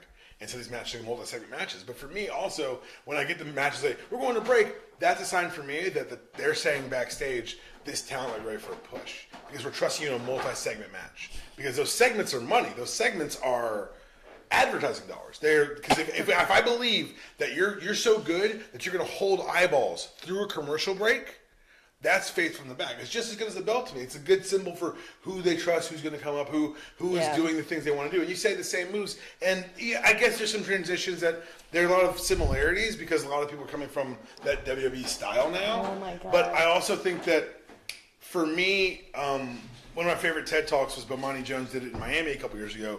But he said that ultra creative people don't need freedom. We need lines. And I'm one of those people who I could do 1,000 things. You see all the podcasts I do, and I have a day job. It's crazy, and I need boundaries. Otherwise, I'll just be frozen with like, oh, I can do anything. I'm not going to do anything. So once you give me the constraints, then I can start to paint and tell different stories. And so that's where I find the wrinkles in watching a Raw. Or I don't sit through and watch every match on a Raw, but I can find the joy in the things I like. And like the tidbits that you get from the things I like in the product. Like when I watch Ricochet on Monday night do the spot he does where he dives over the top of the ring post. It's my least favorite spot in professional wrestling because there's no space for him to land. And that's how my brain works when I watch spots. I'm like, okay, is it cool? One, is it safe? Like two. Yeah. And so it's like that one that you showed me where he did like 3 flips, 630, whatever, and then just fucking lands on somebody. It was Ricochet. Yeah, it's Ricochet. Yeah. And I was like, well, the thing is, what are you he's also been doing? doing that since for me, I know what they have to go through to do that move. So to do any high-risk move or high-talent move that no one else is doing in the company, you have to hit it 10 times in a row into a foam pit and hitting within a certain space to show that you can do it even when you're tired. And so when you that's still fucking terrifying. So I was at to NXT. me. I was at NXT last January, and it was actually Ricochet's first ever match in WWE. Okay. And I'm my buddy's not a huge mark, but I'm a huge Ricochet mark. Like I own the PWG DVDs for the 2 years he won. Bola, Battle of LA, and he went and came out with this dope ass crown because the king. I was fucking amazing. I love Ricochet. I was a huge fan. There was a big controversy a couple years ago. His match in the Super Juniors with Bull Ospreay. People were like, "It's too choreographed." Like Vader had this long speech about it, and he gave match was. I enjoyed the match. I loved the match. I showed that match to people who aren't fans. Like, this is the art I'm talking about. And Ricochet had a quote about wrestling isn't one thing. Because I'm a mark. I bought a PW Pro Wrestling Tees shirt. It's the quote, and it just says behind the quote says wrestling is art, and on the back it says diversity because he was someone who always for me trying to challenge. I'm an old school NWA WCW guy. Like it's an evolution for me, and watching him do the 630 because we're at Center Stage.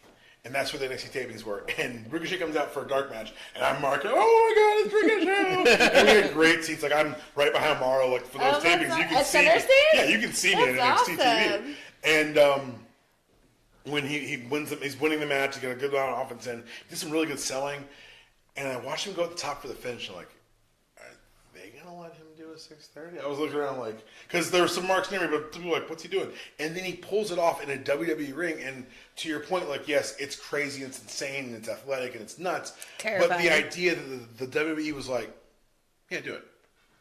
That is so cool to me. It's such an evolution of the approach because this is a company that because Billy Kidman botched a Shooting Star Press in 2003, it was banned for about 10 years. No one else could do it. Was Billy or Brock? No, Billy broke Chavo's face with his knee on a SmackDown. I've seen the clip of that. Yeah, Brock botched his. Brock got special allowance to do it in that match. Brock Lesnar did a Shooting Star Press like they were both 2003. So yeah, it was around the same time. Yeah. Sorry, what's that? So it's when you're facing the ring, you're standing on top of the turnbuckle, and you basically do a gainer, like you do an inward jump. It was that move Shane McMahon did at what the hell was it? Royal Every Rumble. time he's in a goddamn ring. Anytime Shane does something, he does something crazy. This is a 49-year-old man doing it's that. It's always move. a Shooting Star Press. It's so annoying. No. Makes it a 450. Yeah. Ugh, let me tell So you. you know,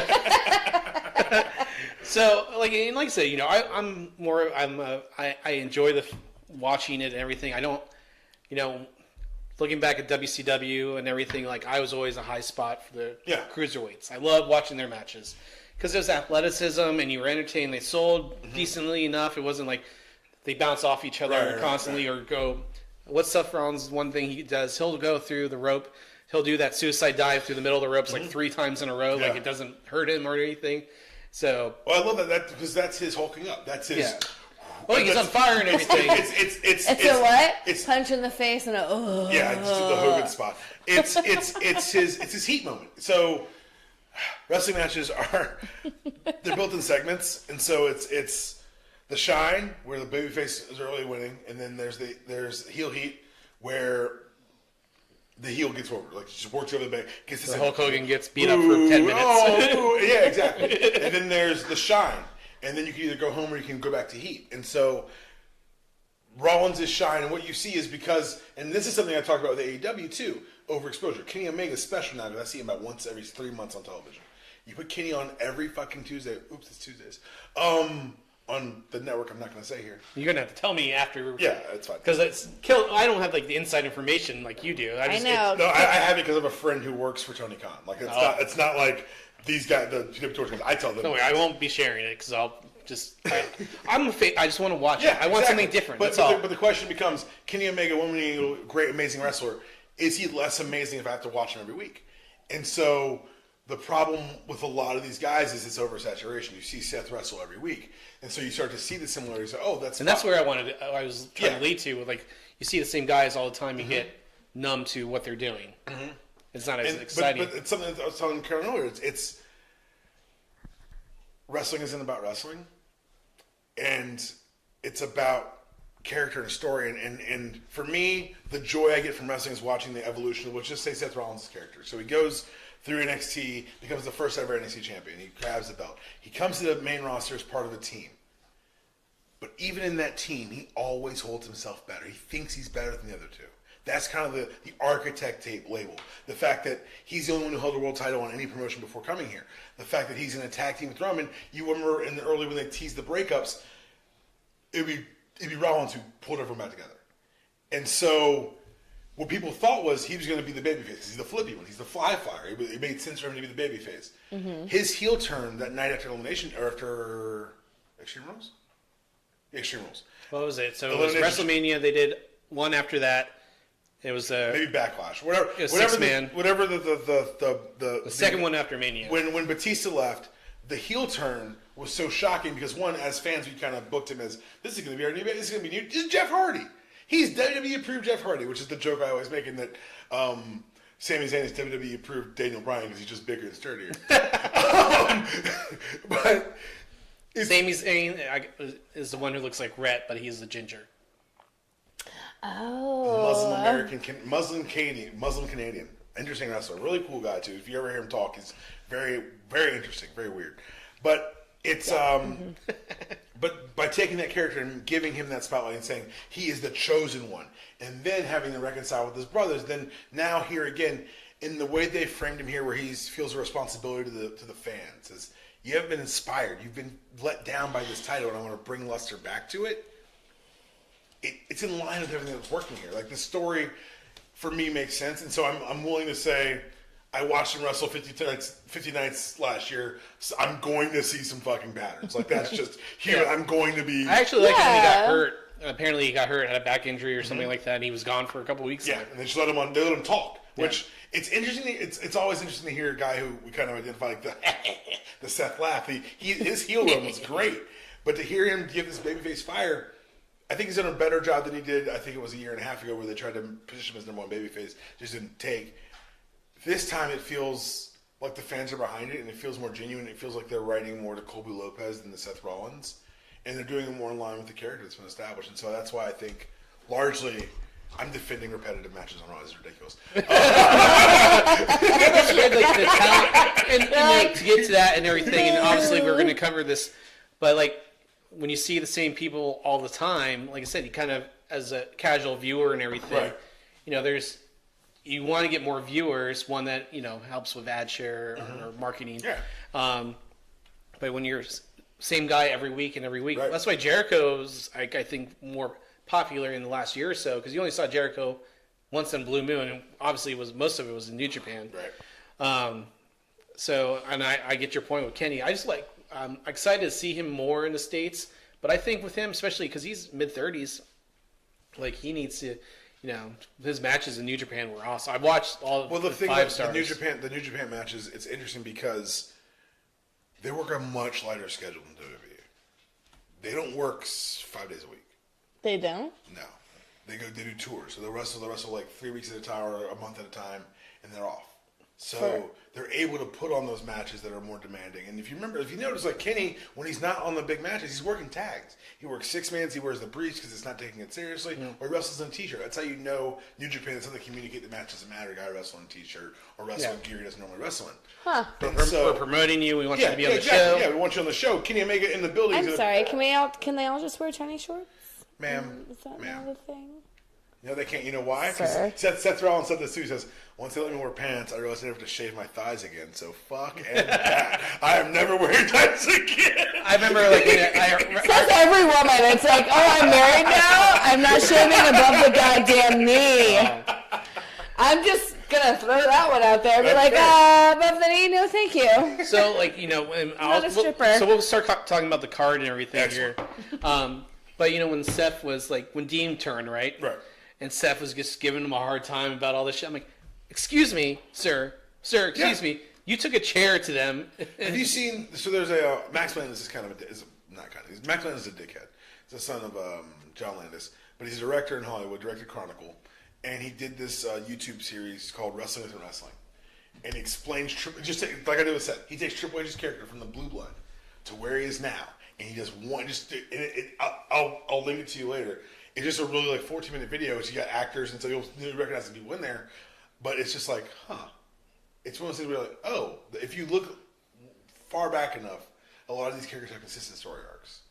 And if it's someone who stayed, it's a story. And that's, for me, I've come to this with comic book sensibilities. The story should never end. There's always next month. Yeah. And so, Mania is interesting time for me because a lot of stories do get wrapped up, but a lot of stories in the last, since 30, they've started starting stories there too. Like the Fall of the Taker, that story started at Mania, where the Rise of Brian ended at 30. Yeah.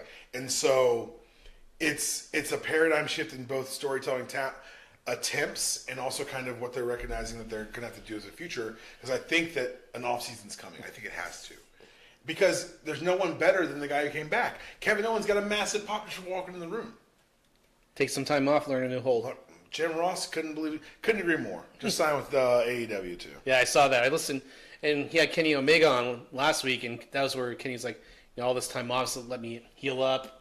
And then he's jobbing to Don Callis and well, every loss isn't a job. It's the pinfall. Every loss isn't jobbing. It's just he took that loss. But you're right. So WrestleMania. So City's bid for this now. Yes. Since 17. Well, Since 17. yeah, because they make a lot of fucking money. Well, they showed this on John Oliver's The Piece. It is the 7th most lucrative sports brand in America. It's above the college football playoff, and it's more lucrative. It brings more money than the World Series. What about the Super Bowl? The Super Bowl's ahead of it. Oh yeah, everything's barely though, right? The Super Bowl makes a lot. Oh yeah, you just think what the Oh, money. sorry, it wasn't in downtown or midtown, so I didn't make it.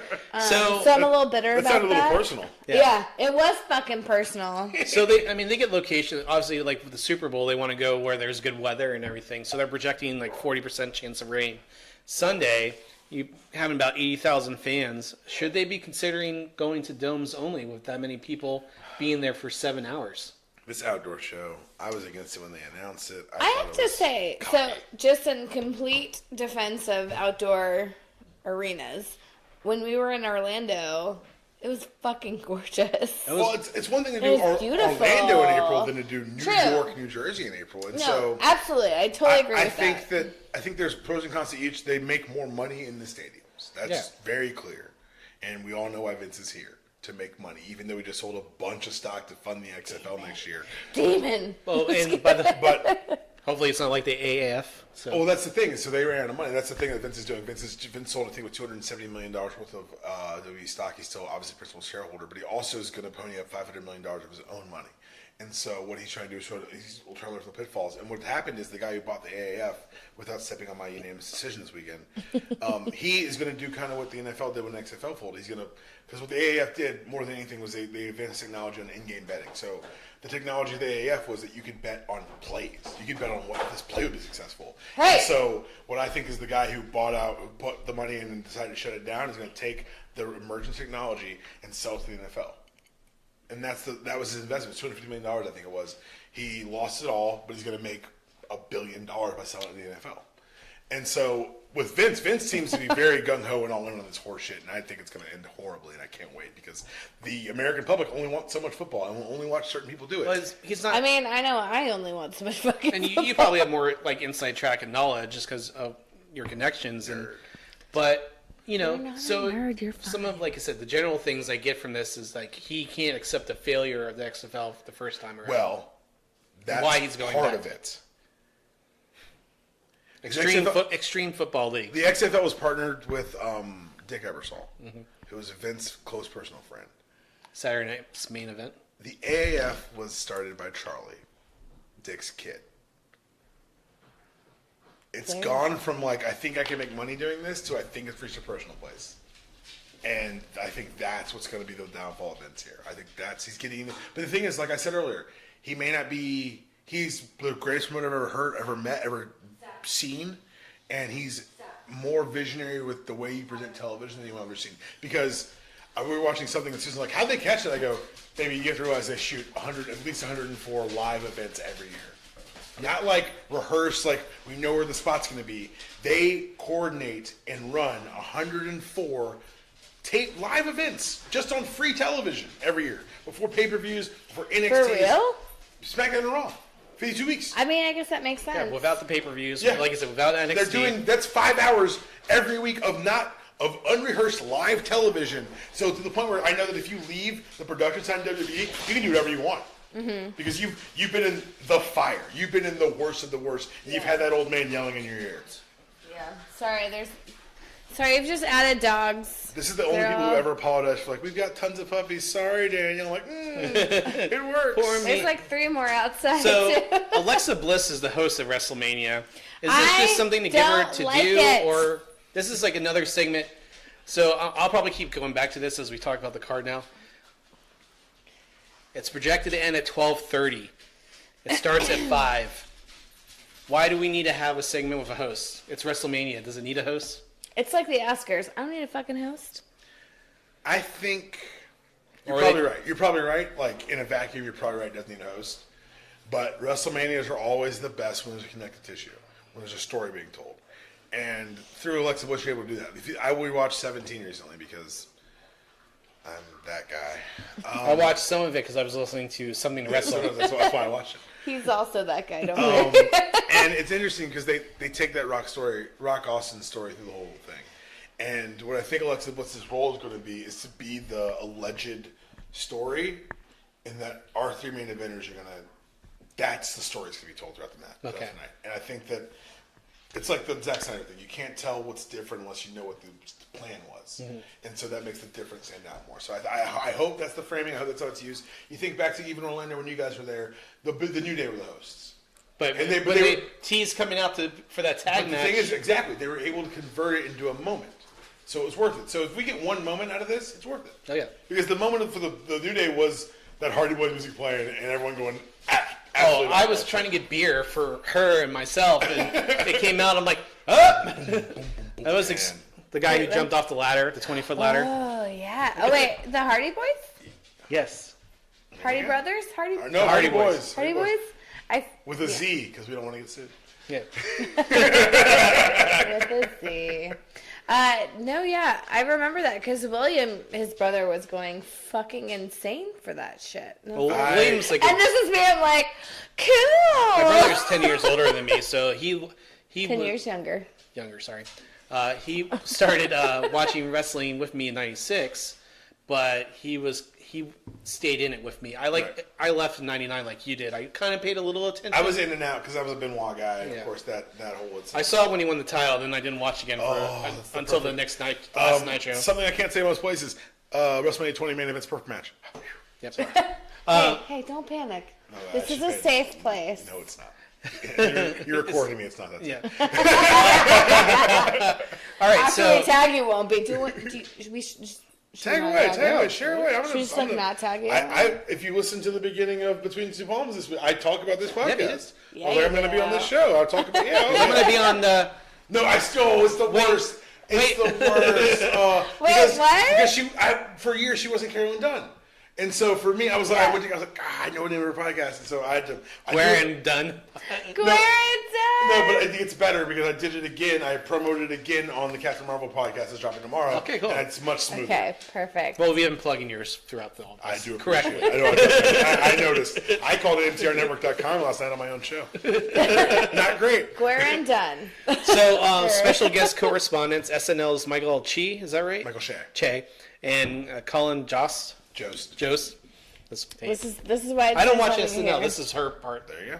Carolyn, did we hear if these guys are here? Wait, who? Michael Che and Colin Jost, host of Weekend Update, are going to be the special on-site correspondents. For are they? Oh, and they're going to be part of the Andre the Giant. Oh, well, of course, because they're in fucking New York. That makes sense. Yeah. Well, are you excited for this? What? For having them be there. It's going to add to I think it'll be good. Yeah. So also, you got to remember, I don't know about Jost. I know Jost may be in and out. Shea's a real fan. Is he really? Like if you watch, I can't remember what match it is. There's a match where a belt changes hands and you see Jost losing it at SummerSlam in the front row. Like Shea is a fan. Oh, I love that. So they're both going to be in the Battle Royal? Apparently. I've avoided a lot of that story. Whoa, what? I'm sorry, they're going to be taking alleged bumps. They're not. We'll see how it works out. They're going to take. Okay. They're going to take the Shaq bump where he throws himself out. You know what they could do is say, we're not going to wrestle. We got two guys who are like, bring out the Dudleys or something. There is so in this updated card, it has a TBA. Of course. Elias is the featured musical. For you guys who don't know what that means, it's to be announced. Mm-hmm. Card subject to change. Elias will be the musical guest. So who's interrupting him? Wait, Elias? Well, okay, Can we talk about him real fast? Let's talk about him. I fucking hate him. He's doing his job then. I know that that's like something that you're supposed to hate, but like... when he was on the Indies, his name was Wrestling or Punk Rock Jesus. Like that was his. God. This was his it like hurts my soul. Like it hurts me on the inside. Like I know that you're supposed to hate this guy, and I think that's what makes me hate him even knowing that more. You're supposed to. I'm mad that it's working. It's like I'm supposed to hate you. Like, God damn it! So you ask who's going to interrupt him. It's interesting because Stat Guy Greg from the Cheap Heat podcast.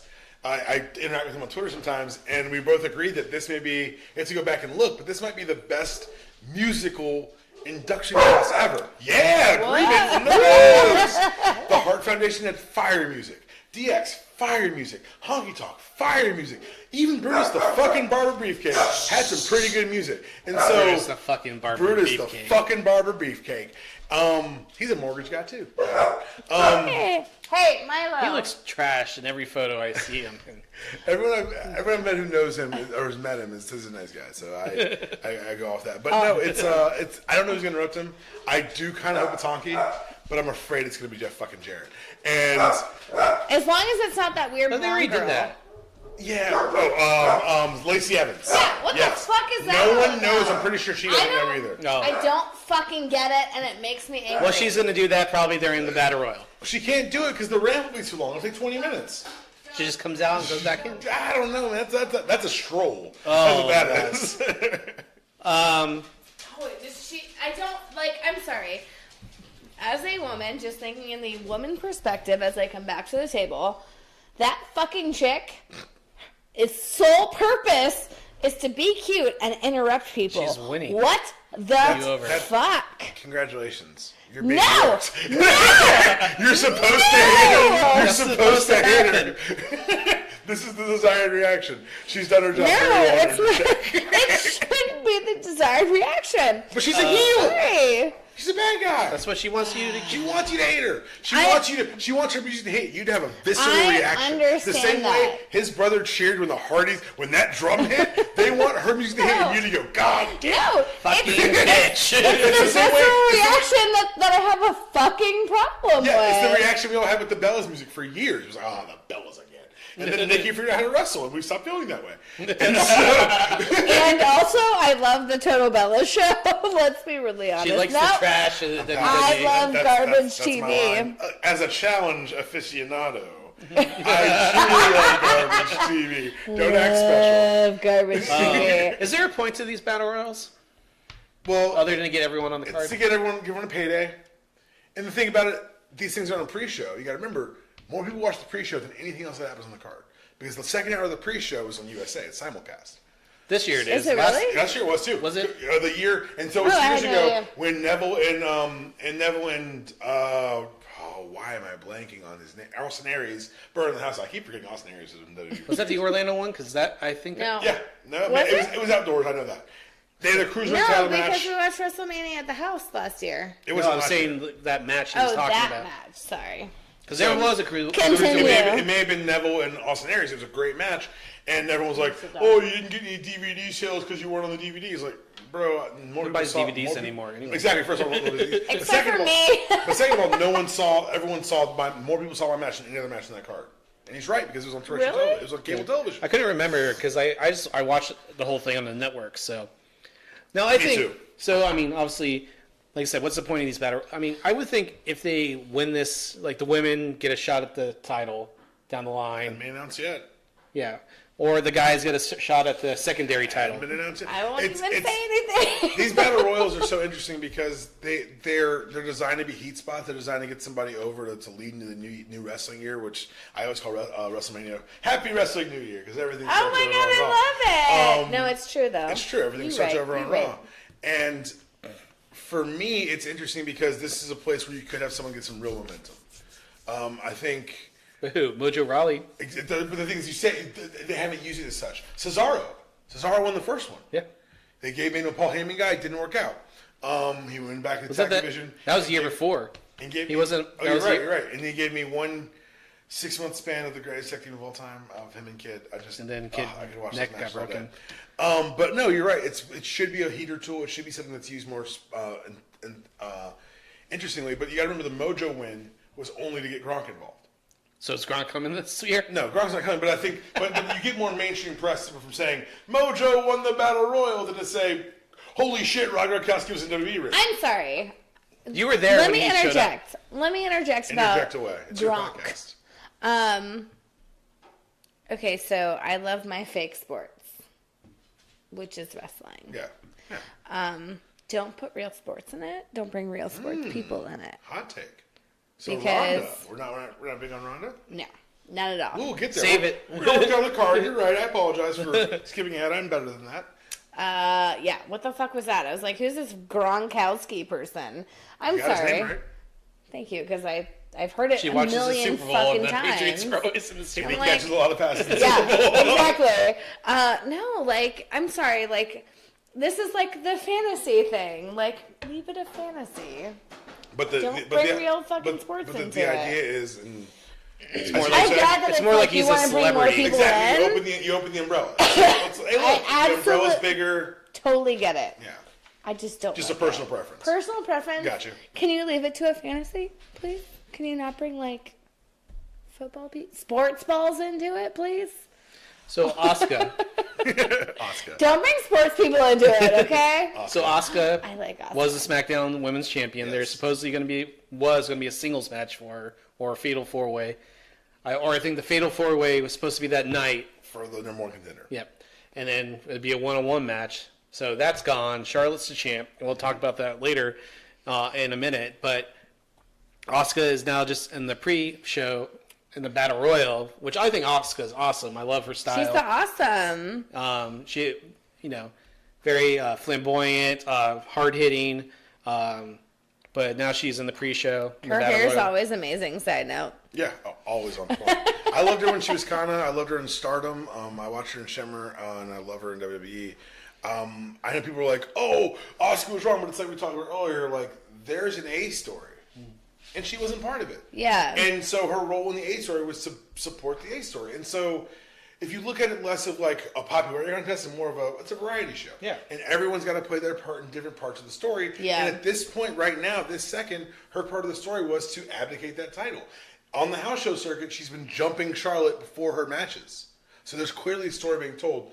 So for me, it's one of those things where I'm a comic nerd. So I'm like, let's wait to the story. Let's see the rest of the story. I'm not willing to say she was wronged because that's probably the reaction they want from me. Because if you remember the last title defense, or the first title defense she had, she tapped Becky Lynch in the middle of the ring. So if what happens at the end of this, Which I think was the best match of that Royal Rumble. I have to think harder about it. If what happens at the end of this night is what we think happens, we have an automatic grievance and a shot at the title. We have Asuka. Said you wasted Asuka. No, motherfucker. So what I'm trying to explain to people is that for years Becky was not featured, but every time she got close to a spot, people went nuts. When she was in the Women's Money in the Bank and she touched that briefcase, it's the loudest. It's the same thing with Kofi. For years, when he got to the briefcase, they knew they could heat him up when they wanted to. They didn't because for lots of reasons we'll talk about. But for Asuka, and especially for the women's division, when the spotlight is so focused and small, you can't ignore the fact that people are going nuts for Becky. So they just said, we're going to pick our spot. Because at any point we want, we can make her hot. At any point they want, it's not even a microwave. It's just like, oh yeah, pull Asuka out of the oven. We're good. She's ready to go. She's like hot and ready. Yeah, she's like she's a little Caesar. She's ready to go. Well, like I was saying, like bench someone for a while, rotate through the roster, and so bring her back. It's less like a demotion and more like a rest. But that's what this is. You can't have everyone run in the front. Otherwise, there's no front. Well, I saw it happening like right after Royal Rumble and everything, and Becky showed up on Monday Night Raw and chose Ronda. You immediately saw them not showing Asuka on TV and emphasizing the importance of the Raw title. Yeah, and that match. And guess what? That's what's selling the tickets. Not just selling tickets. It's the main event of WrestleMania. And if it hadn't made the main event, I'd have said they wasted this time in SmackDown with Asuka. But it's the main event, and that wasn't through some small feat. That was a concerted effort by everyone involved, and people had to be sacrificed. Stories had to be sacrificed. I still got a fire Asuka Mandy Rose match. Mandy Rose is better in the ring than people think. Mandy Rose. I thought it was a good match. She throws a great knee. She throws a knee trigger like Kenny Omega. Sonya Deville. I love Sonya Deville's in-ring work. I love her character work. I love the fact that she wore the equality trunks in last year's Mania in the Women's Battle Royal. I think those two. I think they've done a good job of establishing the next people up. Mandy's the blonde. Yeah, I know what you're talking about. All right. Well, sometimes I feel like I had to tell you. I think most girls I remember, it's the dudes. They're all just ambiguous, well-sculpted bodies. And other girls, I'm like, yay! So, real fast, should there be one women's title? Is there one men's title? I don't think there should be, but I want to caveat this because we don't know what's going to happen when SmackDown is Fox. Well, no. The question is, I think, is there one men's title? No, and I get where you're going. But also, there are more men. Like it's harder to do because the divisions are smaller. But what I think is going to happen, when they move SmackDown to Fridays, is that one show's going to get the tag division and one show's going to get the women's division.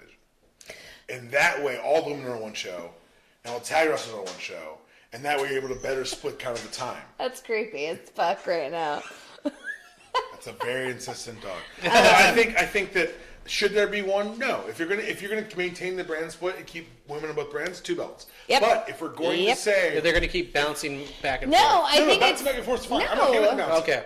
I think you have to keep equal titles between men and women if you want to keep equality and like bringing women into the fold. But also, I think that you can color better when all the crayons are in one box. And with the men's side, there's just too many crayons for the fucking box. And the women's side, once you split that, it's a pretty thin roster, just numbers women's wise. Yeah, so if you say but they're gonna start bringing more women on. I think with NXT and stuff like that, they're gonna bring more women on. That's the thing they've always been able to do is bring in new talent. That's why they have NXT. Well, that's also kind of the danger of the women's division, and because now you've entered these tag belts that float between them. So now we've taken the pool of women who are eligible for these main title belts and shrunk it more because these other women are chasing tag belts. And so now the divisions are thinner. And so if you're going to support floating tag belts, I could see the debate for floating a single title. Or just honestly, my dream world, put all the women on SmackDown, sell SmackDown as Becky and Charlotte's show, put it on Fox Sports 1, and have them be the leads. And then have the men's show, there's men on the SmackDown side, but the focus of the show is the women. And so first hour to women, second hour. Not even divided that way, but just when the show opens, who's in the ring? That's the question. So if you want to see who matters to a company, when the watermark is on the screen, and when the top of the hours, who's on the screen? That's who matters. Yep. And so I think for SmackDown, the watermark, you could sell SmackDown to Fox Sports and say, we're going to feature Becky Lynch and Charlotte, and they're going to lead our show.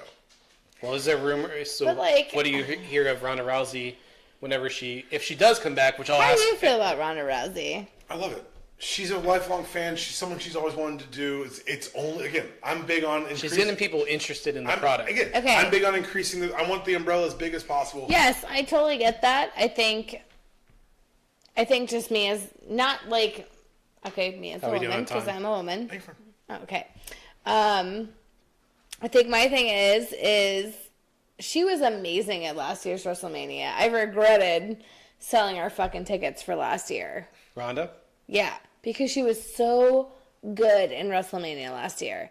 But like the storyline after and just the way she acts and stuff like that. Stephanie she was getting such heat. Oh, Stephanie, like how she kept doing those, like pulling Ronda off the apron and all that stuff. It bothers me because it's like I think they're playing to women's, like as much as they want women to be equal, I think they're still playing women to their like least attractive traits. Well, I disagree. I disagree because you want to talk about ugly WWE women's stories? We've got those. Bras and panties. No. Okay. You know what's not in this match at all? No one's fighting over a man. No, that's fine. And so for me, what you say the worst traits of women, I say it's the worst traits in people because the thing I enjoyed about the Ronda story, is that it's felt. I could have been told this story from an incoming professional wrestler, or Conor McGregor could tell the story. Brock Lesnar could tell the story. Yeah, it doesn't feel female specific, and that's why I enjoy it because it feels like a legitimate. Someone says, "Hey, look," because they're not saying this is a women's story. They're saying this is just a story. I get that. And so for me, it resonates well because I've watched women be so horribly treated in some of the writing, and two, because Ronda's she's played the part they asked you to play really well. The awestruck newcomer. There was that one. There was that. I'm so happy to be here. No. Oh my God. That was WrestleMania. No, but there was also a couple of that. She's smiling through promos, smiling. Yes. But they've evolved the character throughout. They've said she's watching. Sorry, continue. You've watched her get more and more grumpy pants. She's playing. That's the point, though. She's supposed to become more disillusioned as it goes on because she's getting more frustrated because her world's a very straightforward world of you get booked to fight, you fight the fight, you win the fight, you move on. And this is much different and much more involved because there's so many more other aspects. One of the things I've actually enjoyed the last year is watching her evolve on the microphone. Ronda Rousey has a natural stutter. Every time she holds a microphone, it's a fucking work for her. It is challenge. And for her to say, because it's one thing for you to say, for me to say, I'm not happy she's here, she doesn't do the work. It's not that she hasn't done the work. It's I don't know. I think her acting bothers me. It's the acting part of it. Well, the thing is, it's not a new act. So they've done this before. They've done where they blur the line between shoot and work. Andy Kaufman and Jerry Lawler. So it's the same idea. It's where you tell people this is all fake, and then look, and then they get hit hard. No, it's not that it's all fake. Like I know that these people are wrestling for real. It might be staged at some point, but it's like they're doing the fucking moves. I'm talking about Ronda saying it was fake. Like that was one of her big heat spots was her saying it's fake. But as wrestling fans, we're supposed to be defensive of our art. We're supposed to be like, that's the whole point of her doing that. That's the fucking art. But that's the point, though. You're supposed to. And WWE, it's not the first time they did it with Tyson. They did it with, like I said, like this. And seeing it done with women, I think is cool because I've never seen it done with fucking women. No, it's super exciting to like have women on the but for me, it's center just, stage it's of such like a traditional this whole thing. Pro wrestling story. Yeah. But to do it with this cast is like I'm like that's cool because this is a old school like Memphis wrestling like 1978 type of thing to do. But you're doing it at Wrestle fucking Mania with 3 women. One of them is the daughter of Ric Flair, which is batshit insane. Can we talk about that? Are we on that point? No, we're not there. We're working our way down the card. All right, save. Damn it, Tom. All right, so I'm sorry. Well, we keep This is my fault. God No, damn it. I'm a non-sequitur No, you're guy. fine. No, you know what? I mean, I just want to. We're covering the matches I'm not and everything. mad about but it. That's the whole thing. This is the whole like organic process, and we go off on tangents, and we might have let our listeners learn something that they didn't know at that moment. Kickoff show, last match, cruiserweight title match, Buddy Murphy versus Tony Nese. Tony Nese. I just put here, so Nisa got the title shot after winning the title tournament to be a contender. Should be a good high-flying match. It's not going to be a high-flying match. These guys don't fly. So Nese does 450. He used to do a Sorry, 450. who? I was coughing. He Tony has Nese. 12 abs. He comes out and does this. It's a great entrance. It's hilarious. But does he legit have 12 abs? He counts Have it. I seen He these counts 12 it. abs? I don't believe so. You should watch the kickoff show. Tony Nese I'm going to was... look into You this. may not be home by the time it goes on.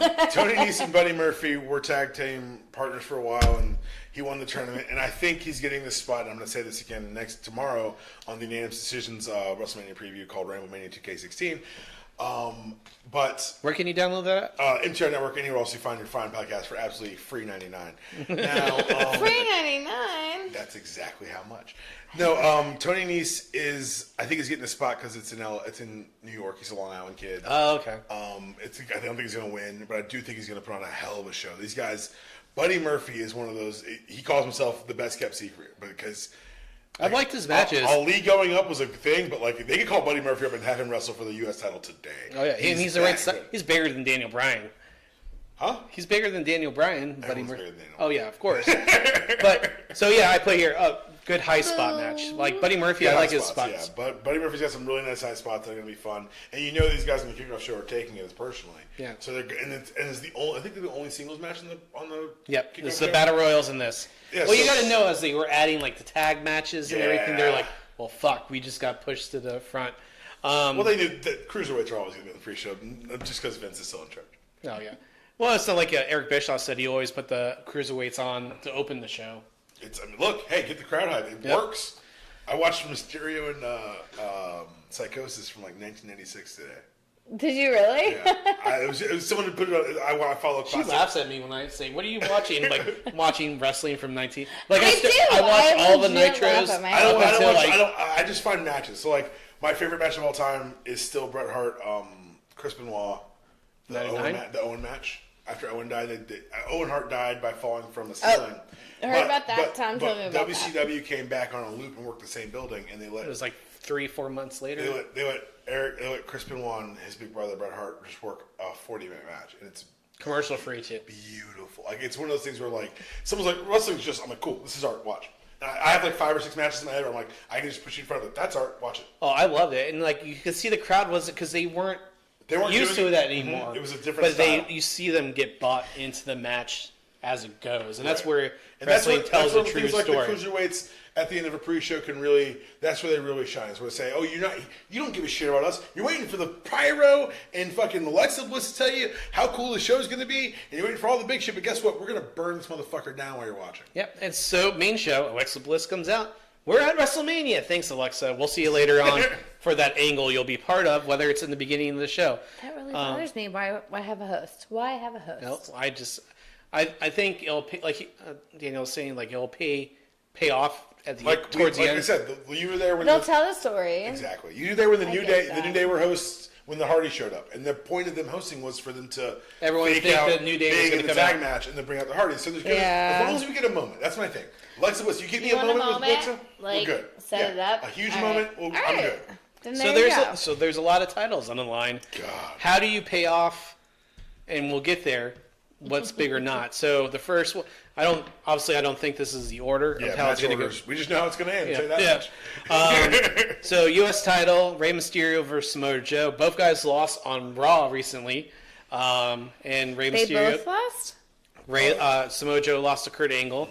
I'll talk about Kurt Angle in a Kurt moment. Angle and his vagina leotard? Yeah, we'll That's talk fine. about Kurt in a moment. Colonel Talk about Kurt in a His moment. leotard, though. So Rey's hurt. Does Cena show up in this match and replace him? So I like the gas. Well, we gotta This is understand. I just think Side. this You is understand. that he's hurt. They were We saying gotta it's understand. They say not. it's hurt. Everything they tell you is a work. First of all, I know everything. that. they tell you. Yeah. I know, but If you if hear he it, it's on is, TV. If he's not, I think Cena shows up. This is one of the spots I think he might, because Get down. when WWE trainers came to L.A. to I think the power plant, whatever it's called, it was a weightlifting place. They did young professional wrestlers. There were two guys in the ring who said they're our top guys, and there's this one guy and this other guy. Which one do you like? And they said we like John Cena. The guy who he started training with, the guy who he was coming into business with, was Samoa Joe. They have circled each other for years, and I would pay good goddamn money to see John did they Cena. fight at all last year? Never. Never? I think they've been in a couple tags, and Well, I have to go to cagematch.net, which is a great resource for all your professional wrestling needs. But that was in I the think OVW? no, they never wrestled in OVW because Joe never made it. Joe never went to OVW. That's what happened. The OVW scouts Okay. and they came out, and they picked Cena over Joe. And I would just love to see that match before everyone retires. And I know we're rumors of Cena in the Kurt spot, but this is where my fingers are crossed that we get Cena here. Yeah. If Ray can't go, because Yeah. Joe's at his best when he's able to throw around someone and look vicious, because Joe's such a big monster, but his suddenness is what makes him different. Everything happens quickly and violently, and it looks amazing. And so I think that him and Ray would put on an absolute barn burner, but I also think he and Cena would just fulfill a lot of my smarky dreams. Yeah. You want to throw that up here? Yeah. Short match, long match. Ray's hurt, short. If Ray's hurt, short. If it's going to be, and also you got to remember 17 matches. Like this is going to be That'll such be a card. repeating theme and all. No, that's an aspect I hadn't really thought about that I'm going to totally incorporate into my preview. Sorry, I'm stealing that. No, go for it. But yeah, I think that it's Joe's And you guys first time named on the the stage. entrances too. It's That's Joe's part of first their time. It's Joe's first Mania. Yeah. Was it? Joe's Was he never hurt go- last year? Joe is hurt. Joe is back, but not ready for a Mania match. And then he had just come back, I think, last year. But yeah, he's never wrestled a Mania match. So it's going to be interesting to see how much time they give him. If it's him and Ray, I think they give him. They may be short, but if it's him and John, I hope they give him a good. So who 15. wins if Cena shows up? Does he win the Samoa title? Joe holds the title. Cena's not. Really? Cena's not going to win for a while Okay. Why? because he's not here full time. He knows this business enough to know that Cena's your, good. your biggest Cena's- value. That's true. Your biggest value is That's making that true. other guy look great. Well, that's a good thing. That's the thing. That's People nice. give Yeah. people That's give a nice, respect to like- Cena for this because he puts over people. Yeah, he put over Nakamura Like he clean. put over Bray Wyatt 2 weeks after winning the title. He put over Nakamura clean on that SmackDown the same night that Nakamura dumped him on his damn head, and Vince was mad at Shen. Yep. But yeah, I think that if it's Joe, he taps Cena in the middle of the ring. Okay. And you will Really? not see the Muscle Buster. The Muscle Buster has been allowed back, allegedly. It's happened on some house shows. Shit, I would have to see that again. I can't Muscle remember. Buster's the move that crippled Tyson Kidd. Almost killed Tyson Kidd. Oh, really? It's that move. Oh. And so, That's cool. well, no, it's one of those things. A freak accident. It's like it's just he landed wrong. He was like It- he was like a centimeter away from Yeah. getting paralyzed. Pretty paralyzed forever. It could've That's killed him. Natalia's husband, Husband. Tyson Kidd. All the cats. Oh, All the wait. cats. Oh, that guy. See, this is where we This bring is- Carolyn back in through Reeler in through Natalia. Total And the Divas. cats. Total divas. He used to wear, fun story. He used to wear his cat's names on his kick pads. I want to all- punch him a little bit. All that. And he had a I cat, do too. and it was amazing. It was a great heel move. But that was the heel move. He's like, look how much I love my cats. Boo! It's just And weird. now Natalia can I like just fucking say, wears Carolyn, like kitty they're cat ears people. and So, shit. is that how much he loves pussy? That was a dirty dad joke. Dirty Taz. dads. They all are.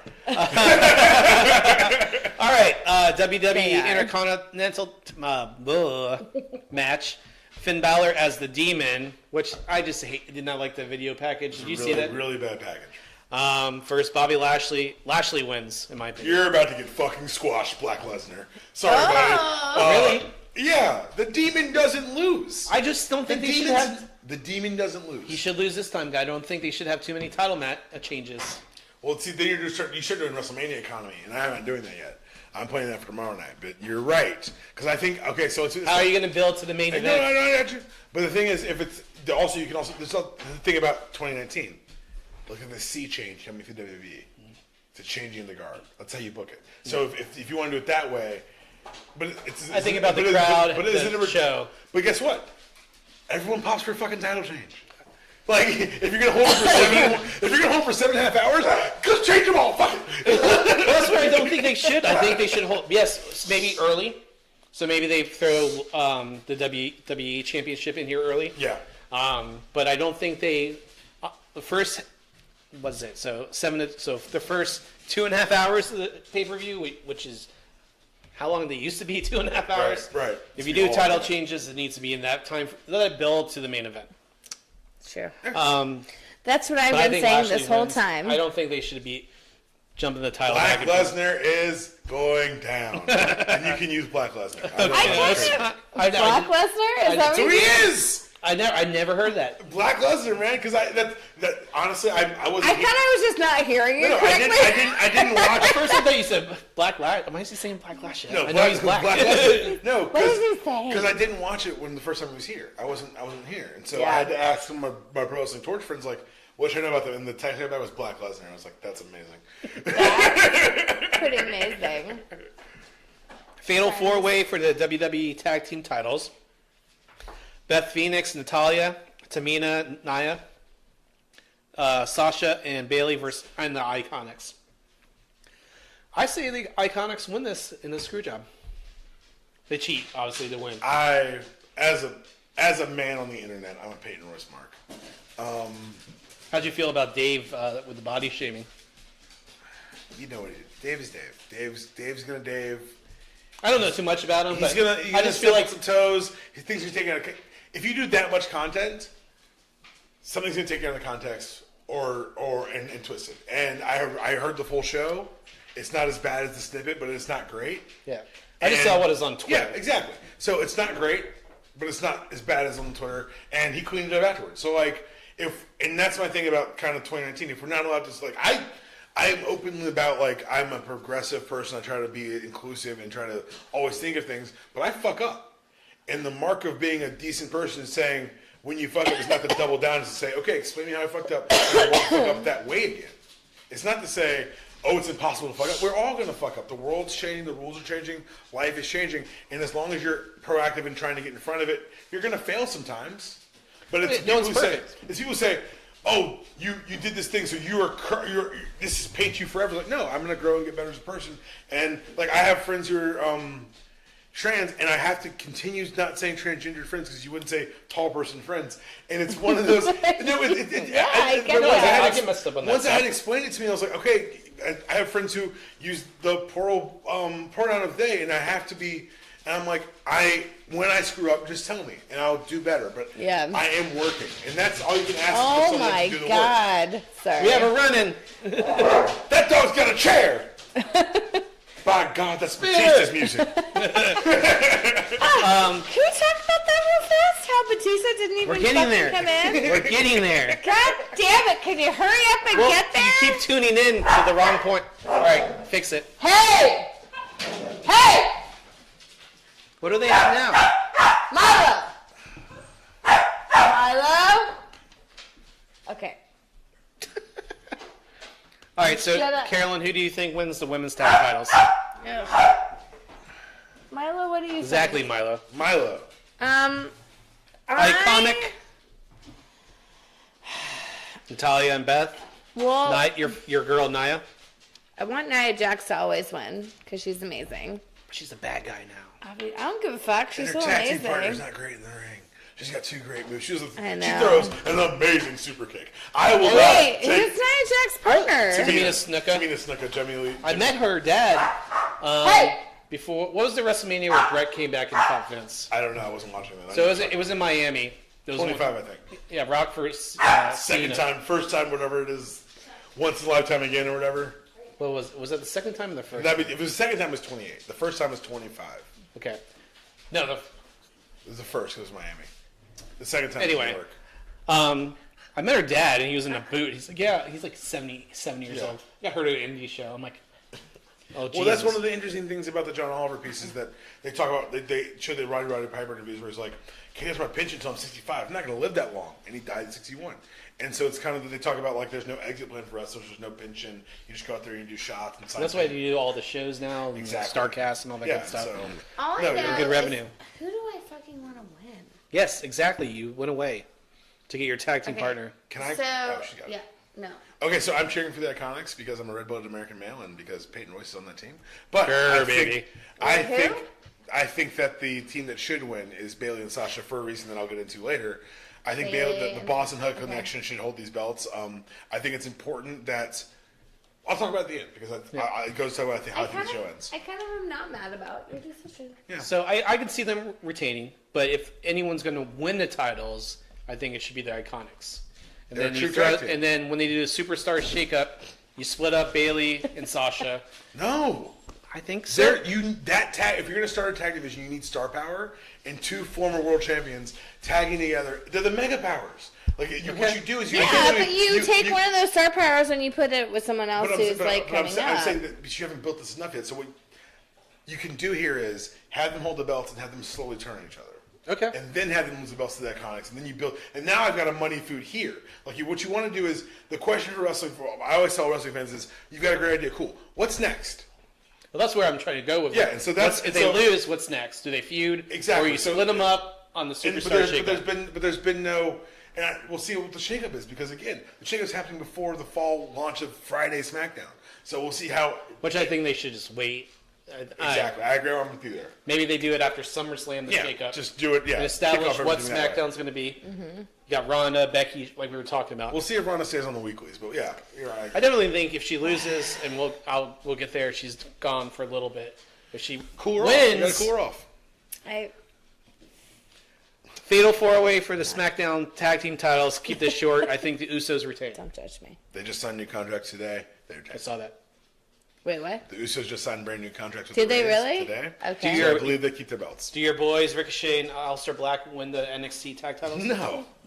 Those guys are fucking made for. Wait, they're who? made for Aleister Black and Ricochet. They're going to be wrestling. Yes, I do they're going to be wrestling on remember Friday night for the NXT tag team titles, and as the winners of the Dusty Tag Team Classic, they're going to lose to the War Machine, as they should, or whatever. War Raiders. I apologize for any non-PWG fans.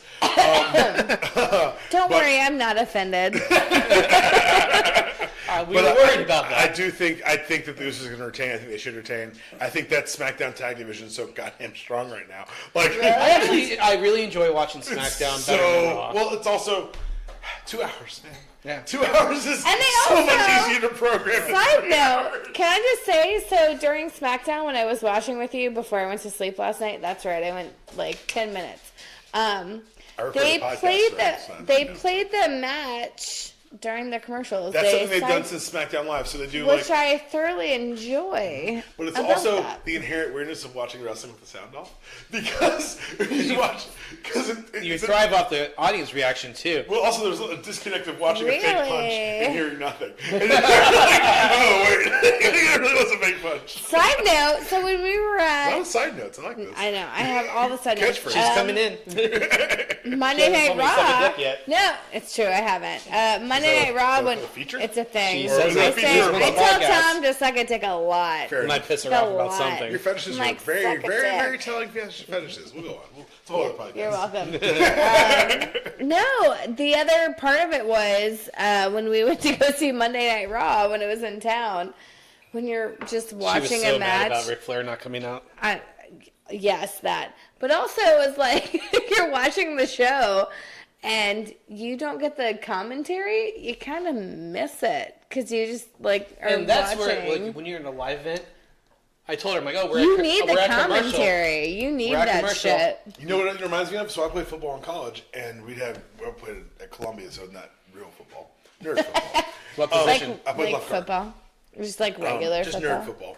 But we'd have 2 or 3 games televised a year, and when you televise football games, there's like times where there's a guy in an orange hat who stays in the field. It means you can't play football because they're at commercial.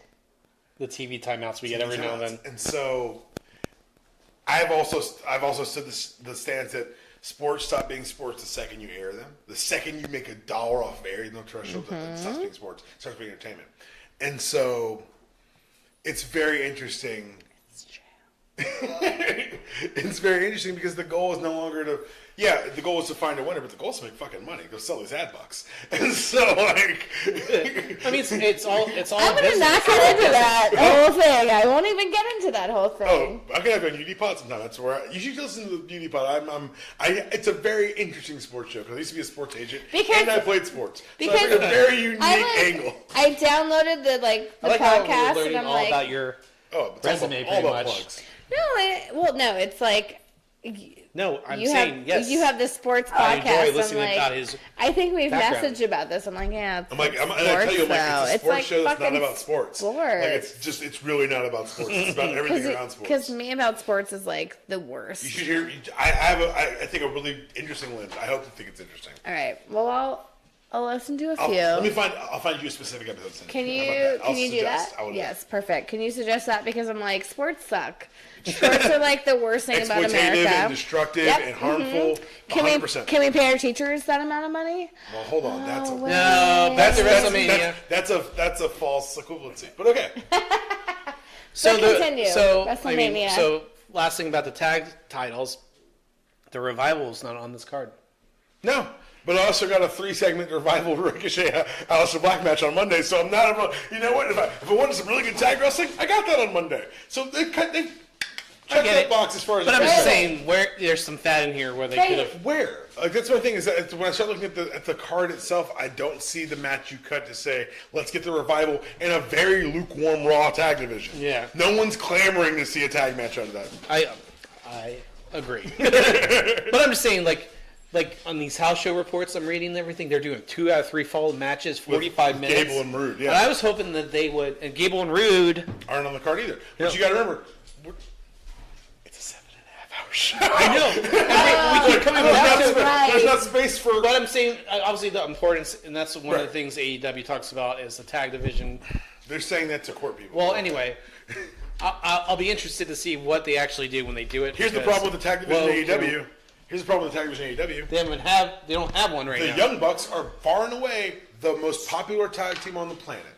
So what the fuck else do you do? And so I have a pitch. You and I are going to talk after the show. I actually pitched it to my friend who works for AEW, and we'll see if I get a creative job. Man, oh man, I'm. Can I come work with you if that happens? No. No. I'm not bringing anyone with me. Not even me. If I can last a year, if I can get creative. This is Andrew Ward, my friend. I'm going to send you this podcast. I'm not going to spoil what you and I talked about, but I want you to know that idea is still on the table. You, me, and a napkin. Let's talk about it. Anyway, let's go. All right. Continue. Now here we are, Carolyn. One of the parts you were looking forward to, the No Holds Barred match, not the movie. That was terrible in 1989. Triple H versus Batista. So I'll put this out here. I think my problem with the Triple H and Shawn Michaels and Undertaker and Kane match. Did y'all hear my eye roll? I did. Did you hear it? I think Shawn was great. the best part of the match. Shawn still had something a little bit in the tank. But these guys, these 50-year-old men don't need to be bumping for each other. I think if it was like Batista, Lesnar, Batista, Reigns, that'd be more attractive. I think this is like a 10-minute. I hope it's a 10-minute match. No. Triple H likes to get 30. Triple H is never going to book himself in a 10-minute match. Yeah, well, he likes. All I'm saying, he what killed that 20-minute intro. 20-minute intro. Triple H's intro to the Orlando fucking WrestleMania? Yes! Yes! Motorcycle last year, too! With leather goddess Stephanie on the back. Can we just talk about that? So there you go. It's a 20-fucking-minute intro. Sure. There you go. That's his intro. He definitely gets the criticism for a reason. I will step out as the void of dissent here. The show you and I want to watch is not the show. We're not the fans they're making WrestleMania for. I mean, obviously. And so, if for the casual, Triple H and Batista, both those names ring out. So you sold a ticket off of the strength of those two names. So while you and WrestleMania was sold out before the match was announced. I recognize that, but the Batista rumors have been happening since SmackDown 1000. So, and also you got to remember tying with Endgame. Like none of this is a mistake. Batista's going to be an Endgame. Like this is all. He said it on his Twitter. Did you say Endgame? Batista's going to be in the Endgame. He said it on Twitter. Finished my last scenes for Avengers. It was like 3 months ago. Yeah, because they did reshoots. But it's interesting because Synergistically wise, I understand why this match is happening. I'm with you. Work rate wise, interest wise, it's not all there. They did a really good job on Monday, I thought. I like Batista. They did a really good job with his I side like of the his build. point. I like him not saying, only say 4 words. Triple H, kiss my ass. Kiss my ass. Yeah. I'm like, that's all you need. That's a I don't great care. build. Some of the matches we already talked about, not that great a fucking build. Yeah. But this match, off of just that promo. Oh, I'm pissed at you for fucking up the Ric Flair thing. I wanted to see the Nature Boy. I know. First of all, it's an old man with liver spots who has a bad failing health. Yeah, but you've at least seen come that out. man before. Okay, like So at least come out and fake but would you rather see Ric Flair come out to the ring in a suit and wave or see him kick off an angle for fucking WrestleMania? Hey, all I want... That was the most pro wrestling thing that Ric Flair's ever And done. that's why he'll always do it. But I want to at least come out on the afterwards. Like, just come out and But say then you hi. undersell- Like but- after but the I see what air. you're saying. You're But that underselling the undersells the 14,000 importance. fans. Yeah, but that's because guess what? Those fans have cell phones, and that's on fucking Squared Circle the next day. And that's what I was saying. That's what I'm playing. And that's what he was saying, but I'm But just that's what I like, told her and Michelle that night. yeah, I was so right. fucking mad. So does Batista win and put us out of Triple H misery, or No. No, because Batista's good. Which is going I to know lose where to he's WrestleMania. Well, he's lost. The shovel is strong, my friends. The shovel is good. I mean, this All I is the have to same say person is- that beat Sting. well, No, that's Triple because, H okay, is you know why not I beat gonna Sting? fucking win. I know why I beat I'm Sting. still Because pissed. WCW will never win over WWF. I know, and I don't care. I'm okay with it. I'm a Sting mark, and I'm okay with it. Look, the winners get to write the history books. Sorry, guys, they won. Yep. I have no grounds to be like, hey, you know what? You should pay more attention to my job. You fucking lost. I'm I'm the hardcore. Listen, I think so. That's where I don't think they had long. And anyway, Oh my god! They're all riled up. Yeah. Okay, we're just gonna... my neighbor walks out every hour on the hour, and every time The she fucking walks out chihuahua. with her little dog, That's amazing. But that noise is us WCW fans to WWE. They don't care that our child has been destroyed. But I'll say this: I think that there's no reason for Batista to go over unless he's going to stick around, and there's no way he's fucking sticking around because there's. well, they're building up the whole "you never beat me, you never exactly. beat So me." Triple H is going to win, but also you got to remember Batista is when he went to Hollywood, he told his agent, "I don't want The Rock's career. I want character roles. I want smaller roles. I want to be able to come back." Well, no, not even that. No, it wasn't that. It was, I don't want to be the action star. Remember, I forget, I wish I had his filmography in front of me. But he plays like a gay hitman in one of his first 3 roles. Like, he played, Get Short. Was it Get Shorty? I don't remember. The Rock. No, I'm talking about Batista. He went out and said, I want to. The Rock played a gay character in Get Shorty. That's what it was. But Batista came out and did, like, that Bond movie where he doesn't speak, but he... Spectre, he had like one word in it. That's where he dies. But his presence is so visceral throughout the movie, and I just really enjoyed seeing Drax and the Guardians.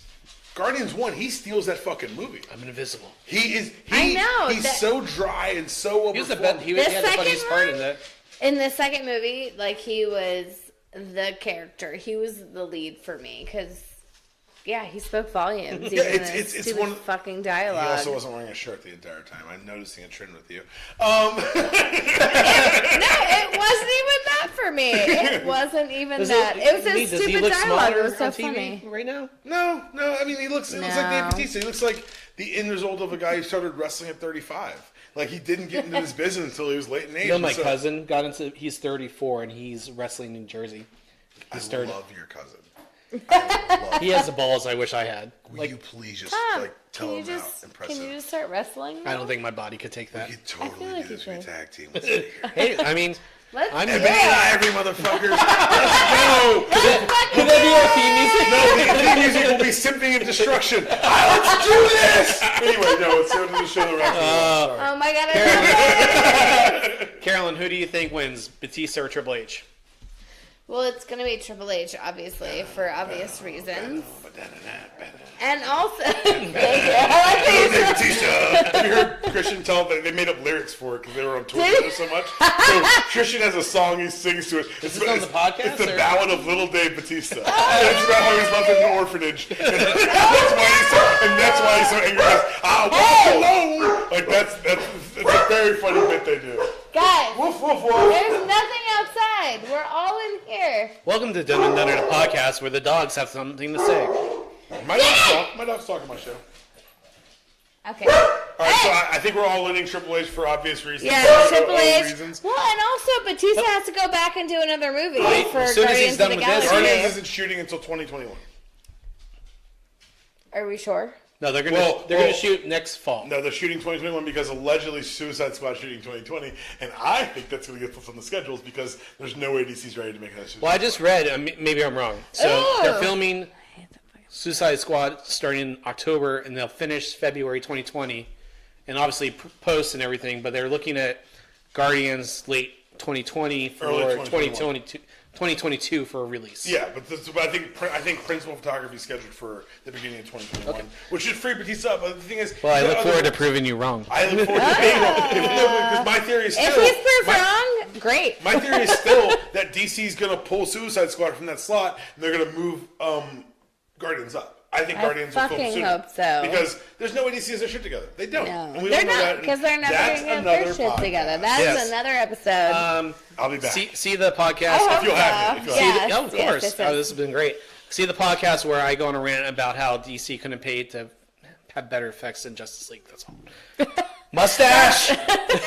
I wasn't going to say anything. That mustache is the worst thing. That mustache that ruins movie- everything. that movie- That's how you know it's Yeah, bad. that's true. First thing at Carolyn's mouth in the theater, and it's loud enough. What's wrong with his fucking face?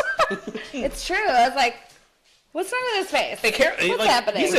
He's a very handsome man, and you're like, what the fuck like, is wrong with oh, him? No. Look, I saw Mission Impossible. That man can wear a beard. Just let him have a beard. Let He him have a can. fucking beard, Yeah.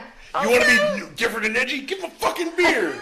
Why couldn't that be like Also, the pickups towards the Shave end? your fucking beard for ratings! Okay, so that's actually. I'm Really sorry, funny yelled story. really It's a really loudly funny into the story. microphone. The Mission Impossible, I think it's Paramount.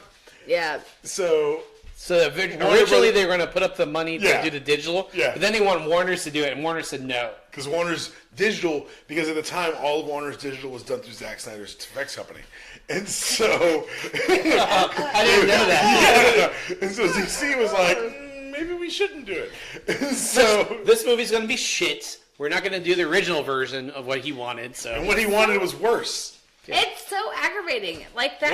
Hold on, let's make this clear. What Zack Snyder wanted was worse than what we got. Agreed. He was But- going to make Martha both of their mothers.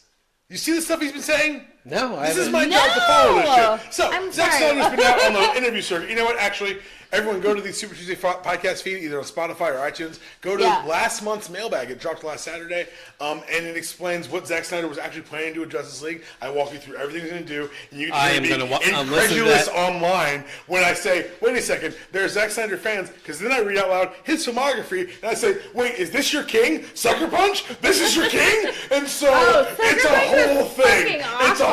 Hey, guess what? Zack Snyder made Watchmen the most passionate comic book ever written, and he stripped it of all passion. It may be a talent, but it didn't make it good. Let's go on. Hey guys, so WrestleMania is this Sunday. By the way, if you want to listen to Dunn and Dunn podcast, you can download us on Apple Podcasts, Google Play, Spotify, Twitcher, or Spotify, anywhere you get your podcast for free. We're there. And so here we have next the Falls Count Anywhere match: The Miz versus Shane McMahon. I want to go on record. This is the first and maybe only match in the card. I don't give a shit. I don't give a shit. I don't give a shit. I hate Shane McMahon. Get off my goddamn television. I'm done with it. He's done a good job in being a heel here, objectively. I'm with you. Like, there's certain things that objectively just rub me raw. Yeah. The Miz as a babyface is actually pretty amazing. He's done a really good job of selling me. I'm like, hey, I like the Miz. This is where I think Daniel Bryan wins, and this is the next guy. I honestly, I don't care about this goddamn match. The Miz is going to go over because why would Shane ever need to win on a big stage? His dad owns the goddamn company. And what they're doing Where is... they go next? That's the thing I'm worried about is that they're going to set up Shane as the evil authority figure. And I get that it worked in 1997. But we've got to tell more stories, guys. We've got to tell more stories. Put that rub somewhere else. All right. Yes. Well, the rub can be like you can use this rub, but it's just it's the same story. It's the same. And the thing is, Shane's playing a heel differently than his father did. He's doing it the most. His father did it like I'm using the rules, and Shane's like I'm just gonna be sadistic as fuck. Yeah. And I kind of enjoy that differentiation. However, what worries me is that knowing SmackDown's going to Fox and they're going to pop a rating. And having a McMahon on your television pops a rating. We know that for a fact. We can look at the trends. And so they may hang on to the Shane story until the fucking move to the fall, which intellectually, as someone who understands a bit, I just think I get it, but I don't have to like it. I always think, the thing with WCW for years until Hogan came was the heel was the champion. Yeah, the chase. Yeah. So, I just think, if they have a prominent heel in there, something to get people pissed about. Obviously, we're talking about. I can't remember. So, but obviously, you want to hate that person for a reason. So it'll be interesting to see what happens. I say Miz goes over. Where does he go from here? Does he go for the title? Because I thought they were going to put the title on him. Just do. You know what you do? You slide Miz into the Intercontinental spot. Which one? You wouldn't watch. The Intercontinental. The U.S. Championship. I forgot about SmackDown. Wouldn't you watch Joe Miz? I'd watch Joe Miz. I'd watch it too. Miz, if there's someone who can get you over as a fucking babyface, it's Samoa Joe. He can make us hate him to the point where you're like, I'm going to cheer with whoever's on the other side. So, I thought they were going to go Miz and AJ when Miz was a heel. Because Miz had a lot of momentum, I felt. And I thought they were going to put the title on him for a minute. Well, part of the problem has been this fucking show's blown up. Miz and Mrs. is doing numbers. Oh, yeah. And that's where I thought he was going to get the title. Which makes me think he's going to win. No, because guess what? He's going to win. He's going to win this match. He's going to win that match. But the thing is, if you're already successful, we don't need to put a title on you. And that's how they always work. No. Remember, Jake the Snake never won titles. Remember? Yeah. If you're super over, they won't put a belt on you. They don't have to. If his TV show is over as the babyface, guess what we're going to do? We're going to job you out and make people feel sympathy for you because they already love your ass. We're going to make you a bigger babyface, and eventually maybe he chases it and he wins it eventually. I'm not saying he wins it next month. No, I'm thinking he will win it because I think at the point in time that we are the world title or the secondary title. Sorry. The Glenn's overlook. It's an audio medium, but still. No, I think he's going to win the match. He's going to win the match. The sports at WrestleMania because he is such a sensation right now on TV, and people want to keep that up.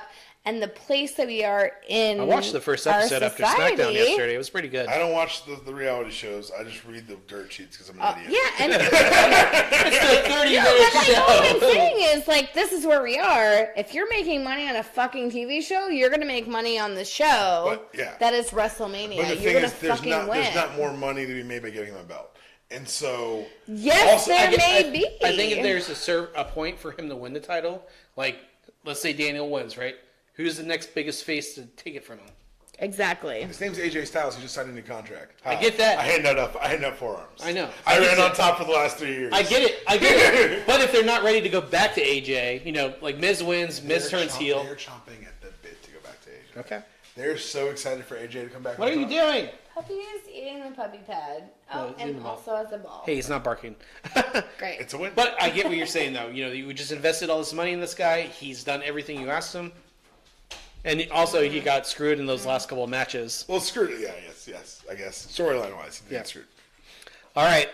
So, in high school, I joined the wrestling team because of Kurt Angle. Okay. He was one of my big inspirations. The one with the vagina leotard? He's an Olympic gold medalist. With a broken freaking neck. With a broken freaking neck. With the vagina leotard? You went to the Olympics in '96 here in Atlanta? You didn't see any wrestling? There. No. So I did go. So I was a high school wrestler. I was an All-American in high school. I almost wrestled in college, so I realized how hard that really was. And so I played football. But I saw Kurt Angle's gold medal match live. I was there. I watched it too. It was awesome. I did. I'm a Kurt Angle fan. I'm a Kurt Angle mark. That being said, I'm probably not going to watch this match because it makes me. I legitimately get scared every time he steps in the ring. Why? Because he could die. He can't He's broken move. his neck twice in the ring. So Great why the nose. fuck is he still in the fucking Because ring? guess what? There's two reasons. One, there is no pitching plan for wrestlers. All they can do is go work their shots. And two, well, he's going to be a StarCast. Hey, he's already been announced. He's going to be a StarCast too. And two, you know how addictive it is to walk through a curtain and have everyone cheer your fucking 80,000 people. Except for me, who says your leotard looks like a vagina. And you know what he That's says? literally what he I says. suck. You were there. We were there. suck. We were there in I know, Orlando that's when he pretty came cool. out to his music. It was one of the biggest pops of the night. I was also very confused by his music because it's like you suck. That's It's a his term of endearment. music. It's a term of endearment. And that I didn't come didn't up. understand that when I first heard. I was like, Why were we just yelling at this poor broken man? this guy, he's older. it worries me, you be know, like, respective, How people. much he's regressed. Like I watched. So when Cody left WWE and when Him and Kurt Latour. left, yeah, and Kurt Latour, was too. still doing well. At Impact, yeah. But then like you watch him in a couple of these, he's so moving Well, I around think, so I think you gingerly. can see the moment he got super clean. That's my opinion. You can see the moment he got super He clean. feels pain now. Exactly. And so I'm proud of Kurt Angle for being clean for the last 3 years. I'm happy he's clean. I'm happy he's healthy. I hope that we get to have the Kurt Angle 80-year-old anniversary. I hope we have that happen on the SmackDown and fucking he gets beat up by a returning Roman Reigns. But I honestly, I'm in a place with Kurt Angle where I've got all these amazing, amazing memories of Kurt in his first round. My favorite match of his is against Rhino on the SmackDown after 9/11. He just came out and you know, I'm not, you know, obviously in this day and age and you know who our president is and everything. Like, who's the? well, I wish she was here. She'd have something to say. Carol's on a bathroom break, but like when he came down to that ring and he was so intense and he was a heel at the time, I think. They let him work babyface that night. And he was just like, because you're not putting the guy in the American flag. I'm an Olympic gold medalist wearing the flag on my suit. He's just that was probably one of my favorite matches. Like when the Something Wrestle did the 9/11 episode, I watched it and I was just like, I watched him. It was like a 5-minute match, but when he came down in that ring, like that whole crowd went crazy for him, and I got off my couch and I was like, oh, this is awesome. So she's back almost in a second. The short match, Corbin wins. Oh, short match, Corbin wins. I think that short match, Corbin wins with some shenanigans at the end. I think there's going to be some. So Cena doesn't show before. Oh, like we talked about, does he show for this? If Cena, I hope so. I'd love for to see him to kind of capstone the Cena Angle story, which started with ruthless aggression. So, with your inside information and everything, was there ever considered Cena and Angle at all? I think the worry allegedly has been that Kurt Angle dying. that's a concern. But it's that he doesn't have the gear to go with a Cena anymore, and that they trust Corbin, and we can say how much we like or don't like the manager of the structure wearing a vest that is Baron Corbin, but we can't deny that they've shown a lot of faith in him, because when he comes out and he's able to deliver promos as start Raw or decide like, oh, he's going to deliver these big promos. Definitely has heat. Yeah, it's not heat, but like there's faith from the company in him and saying, Yeah. we trust you to go out there and carry a segment or introduce a segment or to introduce these new guys or to be the heel mouthpiece on the show, which is the trope that we already lamented they always lean on. I think they're going to trust him to get Kurt through 7 minutes and get him out. And then it'll be So you don't think so? They'll pin him. Well, Cena it's comes like- out at 5. So that'll be the feel like- highlight moment. And then Well, we I get feel the, like the it's- applause and the moment of thank you. Well, it's like the Undertaker. It's He like already had that on Raw. it's like though. the Undertaker can't really wrestle anymore. So any fight that he's in is kind of like. Oh no, he don't dropped see. 25 Hey, pounds. Let's We'll be see. honest here. He's a zombie mortician. He's fine, okay? He's all right. He can go out there. But you know what I'm But he's still saying? working a The gimmick. fight- He's still working a gimmick from 1990. Let me roll my eyes a little bit, but it's like, but you know I what mean, I'm he can saying? still It's run like, from ring to ring and It's deliver a the big same boot. concept. It's like, okay, put him in a quick match, it'll be great, But but it's still not going to be like. when we were at WrestleMania in Orlando, not 25 minutes for Roman Reigns. yeah. Like there was Like, not a at couple all. spots like in the match. There. There was a couple spots in the you match like it? with Roman and Undertaker where I'm like, this is going too long. This is. But yeah, but also like who's Like, the guy? they covered who's up the on guy- TV better. Who's the guy that tells Taker no? Taker's like, I want to do this spot. I want to work this length. Oh, yeah, of Who's course. the guy who tells Taker no? Because at that time, I think they legitimately thought that he was done.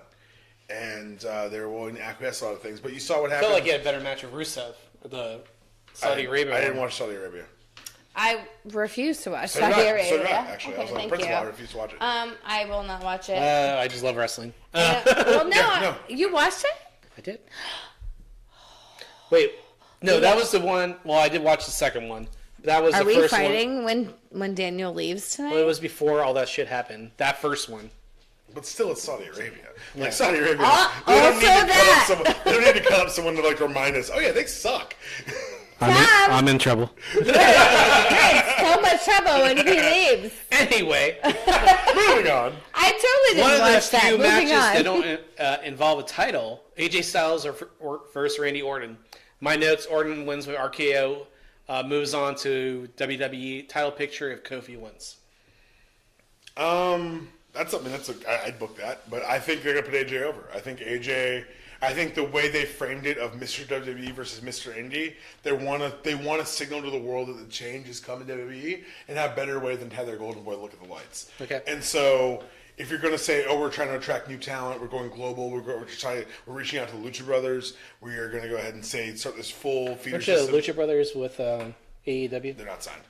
They're just booked for Double or Nothing? Because Young Bucks won the belts off them in AAA. I saw that. And so they're not working. They're not exclusive to AEW. They're exclusive to anyone. They come close. I know Pentagon came close to NXT signing 6 months ago or something, but they didn't sign them. So we'll see what happens with them. Okay. They're one of my most intriguing free agent right now, honestly. AJ Styles versus Orton. I The think- guy with the I sleeves know. of tattoos. No, which who you know I hate. I'd rather AJ Styles win. I mean, the man poops in shoes. That's what we know about it. Also, his hair is pretty I glorious. like how you did bring up. Did you watch SmackDown? Yeah, the passing suspension. Yep. I was like, let's bring Oh, up- but that's what you're supposed to do. Oh, we went there. It's supposed to appeal to you and me. Well, Yeah. the little smarter But you marks, heard like- it, and some of the people like, ooh. Yeah, exactly. Ooh, bring it And up. I was waiting for his response, and then oh God, what was it? I can't remember. It wasn't anything good. Yeah, but I mean, how do you come back from you were suspended for doing drugs?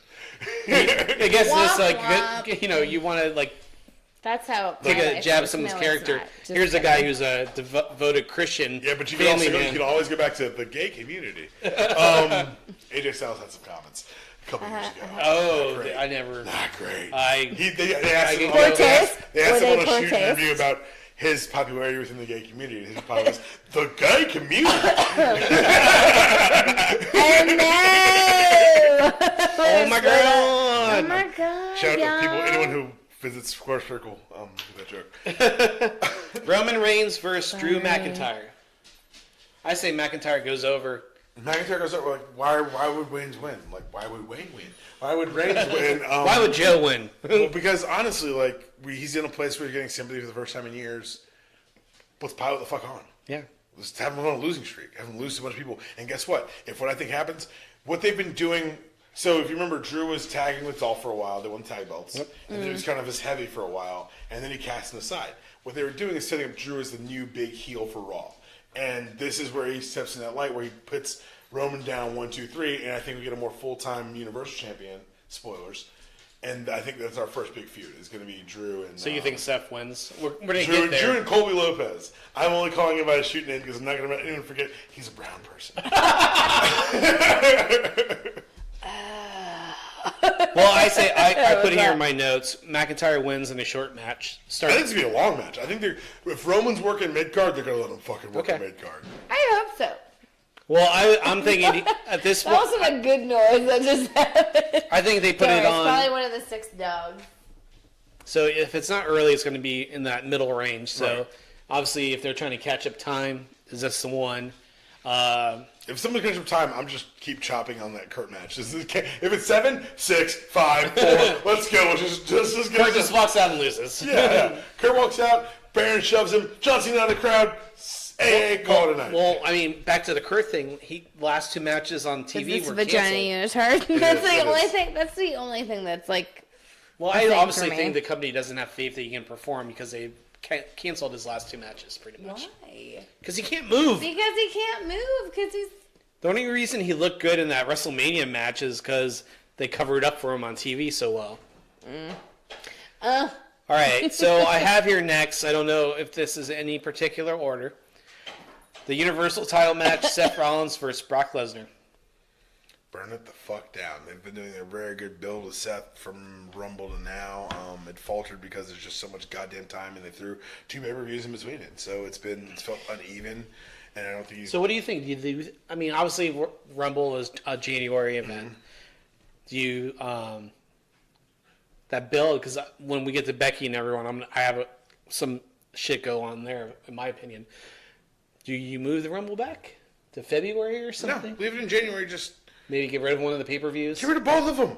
Jesus, like maybe there needs to be Fastlane. I think Fastlane. There has to be, I think, one in between. You got to do one in between so that things seem uncertain. Between Not two. They were like two. They were 2.5 weeks. 3 weeks. It was so weird. It was so. Wait, forced. what? Did I miss that? And I think so. Yes, you missed it. You timeline. You pay attention to the big stuff. I do because I make you watch it. It's true. So I make Susan watch it. So. Okay. Susan, maybe you and I could watch wrestling. Carolyn, who do you think? Seth Rollins or Brock Lesnar?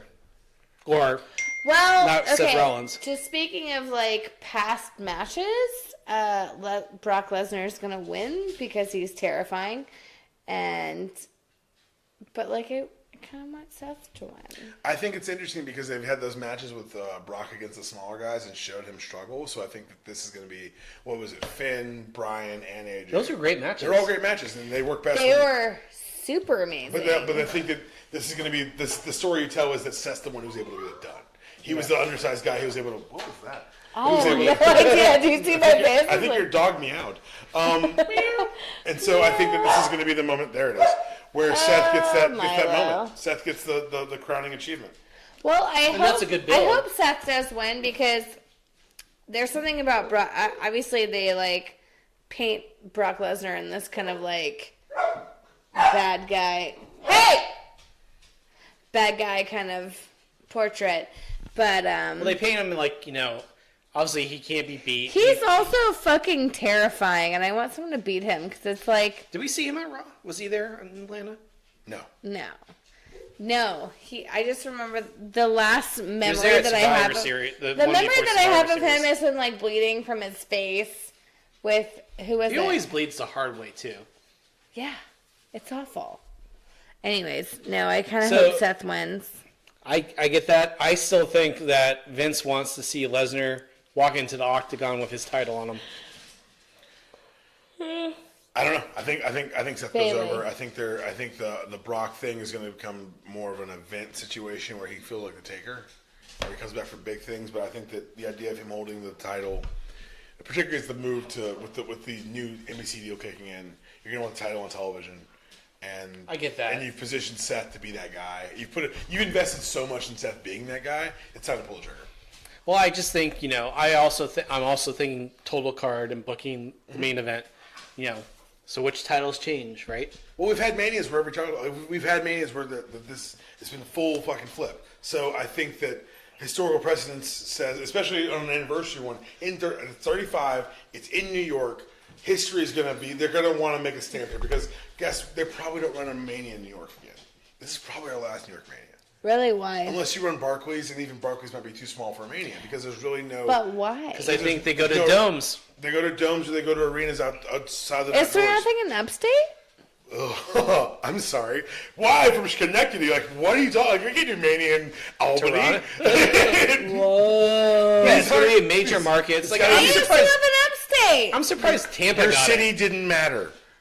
I'm really surprised Tampa got it. I'm not. That's where it's close enough to. What are all those other? Where NXT is? Excuse me. All I have to say is I lived in a very expensive part of town and I couldn't afford anything in it. I had to drive outside the city that I was in. I was hoping Atlanta get it. I don't know if they were bidding or anything like that with the new arena, but Well- he wants to make that money back. Yeah. Well, once soccer makes their bid, hopefully they'll make another bid for WrestleMania. They've already bid for soccer, or he knows what they're doing. All right. We'll probably get a game. So you two are saying Seth. I'm saying Brock because I still think Vince wants to see him with the belt walking into the octagon. Whether that actually happens or not, or Seth chases him for another one, we'll see. Yeah. All right, WWE title match: Kofi Kingston versus Daniel Bryan. I'd love to see Kofi win it, but I don't think it's going to happen. I hope he wins it. After That'd 19, be nice. I think they have to make. I think Kofi has to win it. After everything they've done, after Yeah, I think they've. they've also mentioned him enough times. Well, there's the allusions to 19, where Booker T didn't win the world title off of after Triple H. I didn't see that. I didn't hear that. Triple H. Well, Triple H did a lot of like viciously racist things during the build. I saw that, and then Triple H went over, and that's always been kind of a black mark on WWE. Really? I think that the ties back to 19. I think the fact that if you look at the television, the official commercial for 35, it's the New Day and Becky and Charlotte, or excuse me, and Sasha and Bayley on there. That points to the something New Day coming on top. I think that the next logical step for the New Day is obviously to break up the group, and the only way you do that is you put a belt in there.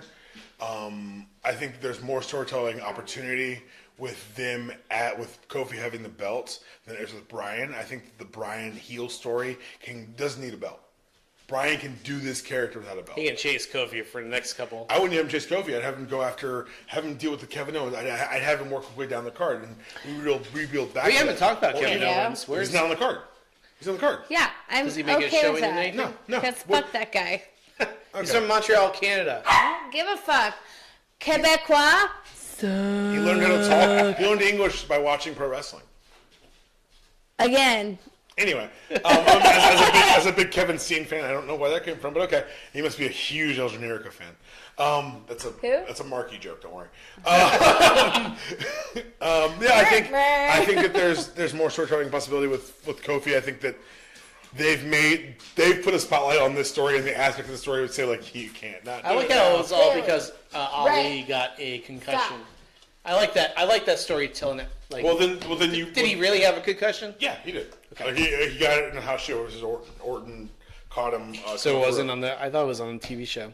It was allegedly, but he worked another show. He worked okay. He worked another house, and I think after that house he uphold. But And I like that, like that opportunity. Like I think it's the Bryan story. It's Yeah. it's Bryan's Definitely story. it is. And so, how do you pay that off? You pay that off by having him win, and that's and while we talked earlier, the kind of mania shifted from always ending a story to sometimes beginning a story. I think this is the end of this story. I think they've done a very good job over the course of 2 Bryan, months. yeah. I I think think with that and Bryan, that's the longest he's ever been champion. You shift Bryan to the tag division with Rowan, and we beef up that SmackDown division. And that's what I say. And guess what? You lower his work rate if he's working tags. So I think that also you position him in a place with Rowan and potentially returning Sami Zayn in that same kind of eco-friendly stable. Yeah. You have them go up against the New Day and chase for that title. So I think that there's opportunities abound by keeping Kofi in the spotlight. There's more storytelling. By keeping Kofi in the spotlight. And you can't keep him in the spotlight if he loses the shot. He loses the shot, then we say, oh, Vince was right, he's a B-plus guy. He wins the shot, now it's intriguing to say how long can he keep it, and can Bryan build a force to fight the New Day? And then you do the New Day breakup, which is going to make me cry. I will cry when the New Day breakup, and...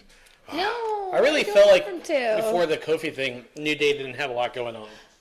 Like they had a couple good top 3 backstage. tag team on the planet. Oh yeah, well, yeah. Yeah. But like featured on television, like I didn't feel like.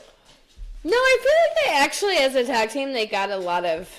No, they have a lot of like spotlight, like whether they're Well, again, plugging I the think company. what you're talking about is almost the same thing we talked about with Asuka and Becky. Is like we've established these guys enough to where at They any don't need it. point They're not we can featured be in- like New Day bitches. That's true, yeah. And you're bring like, them back off the pancakes. bench. And at that I get point, that. Everybody they gets were pancakes. trying to build Nakamura and Rusev, that tag team. There are other tag teams that are being built in the division. Inside Can't have everyone on there. Exactly. Fucking Nakamura. I hate that guy. He's not. Is he going to stay? I mean, yeah, of course. This is his retirement tour. Do you like him? I love Nakamura. How do you feel about I him? love Nakamura.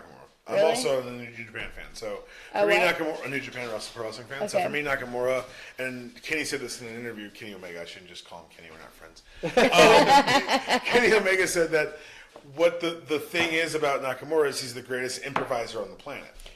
He's an amazing like give him a span of time where you want to get to, and then don't sequester his spots. And because, like we said, New Japan, the lighter schedule, his matches are a lot more vicious in New Japan. But he's working a safer, softer schedule. it's like he got to hardcore. he got to move his family to Florida. He's making a bunch of money, and he surfs every time they go to a show that's on the coast, which is his real passion. So it's his retirement tour. How many guys? How old is he? I forget. But how many guys can you say came to WWE and their first match was their best match because Nakamura Zayn at NXT the night before WrestleMania in Dallas is still one of my favorite matches of all time. I'll have to go back and watch. I don't watch a lot of the NXT stuff. I'm in NXT. I'm one of those nerds. But I also know that you can't do it on the main roster. You're serving different masters. I am the target for NXT. Well, that's what I mean. So I've like when the hype's up there and everything, I'll go back and watch it. But then I see these guys come up, and then maybe they don't do as much. Well, it's different because again, you're serving different masters. So I can tell Tommaso Ciampa and Don Gregorio go tell us a story for 45 minutes, and that's one thing you can do on this because takeovers are what 2.5 hours. They have 5 matches. Everyone's got time. Everyone's got space. And people say, oh, WWE main probably should be more like NXT. I'm like, it can't be because they serve different masters. But for the indie wrestler fan in me that loves the WWE production values, NXT's where it's at. Okay. So I put here, I say Brian retains and Screwjob, but I'm kind of turned from you. Yeah, look at that. So we'll see what happens. Gasp. But I want to be surprised if they do. I'm going against you, Daniel. That's fair. All right. I'm always I can call it. Like I called Brian's heel turn and winning the title. Right. So I can This see. is where you'd ring the bell right now, Yeah. for the record. Yeah. So this I is, called this bell. yeah. So like I could see where they do both. Right. Right. No, I mean, obviously you want the you want the end of this journey and start something new for the next season, which you should have an off season. Oh or man, shouldn't they? maybe take what? So what do you think? Let's just real fast before we go to the main event. How you doing, babe? I'm great. Have I exhausted you with all the wrestling talk? No, I'm just exhausted in life. I'll have you guys on and we'll talk about other things wrestling, I promise.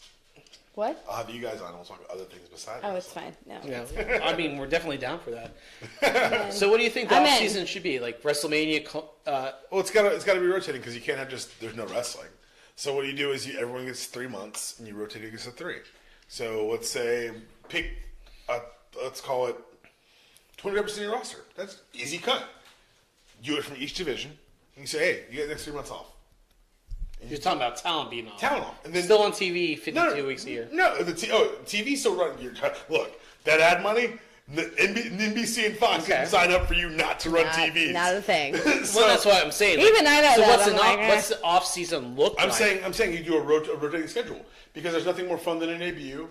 And you can write people off. Things get more vicious if say his attack took him off TV, and as fans are like, "Oh, it's his fucking break." But as for storyline, it's like, "Good God, you kicked in the skull through a table." We're not going to see it once. And so, but that's how they traditionally have done things like but that. they only do that for injuries.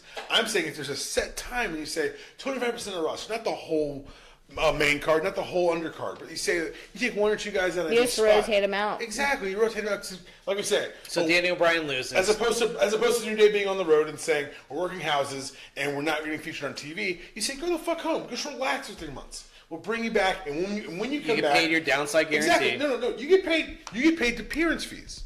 You want to avoid the health insurance thing, and which Vince really wants to do. You pay them their fucking. You pay That's them where a lot of you pay them their average gate for the time Yep, they were working, yep. and you say you're going to make this gate while you sit. Yeah. And you can do, and guess what? You loosen your reins and say, you know what? We're kind of monopolizing the industry. You can work outside promotions for signings, and you're 3 months off. Go make some extra money. Because now, Or just, like, regular money. that's a tide that rises all boats. Because if I'm ROH and I've got a signing before a big show, and I can say, hey, also signing will be former ROH champion, formerly known as Tyler Black, Seth Rollins, WWE superstar. It costs the WWE nothing. It earns them cachet. It builds relationships. Maybe with it's more independent. Look, I don't think they'll do that. I don't think they will. I'm telling you what I would do if I Yeah. wanted to say, if you're WWE and you say, I want to be the king of pro wrestling, you've got to loosen your grip on it. You've got to say these guys have a bit more freedom than just saying you can work when we work and say and do what we say. Main event, let's do this. I'm ready. I got points. No, ready? So, winner takes all. Triple threat match for the Raw Women's title and SmackDown Women's title. So, before predictions, Let me just like face palm for a second. all right. I love Becky Lynch. It's on the podcast. You guys have heard it. The moments I've been allowed to talk about wrestling. Allowed. Yeah, you're right. I loved it when she smacked the shit out of Charlotte in SummerSlam.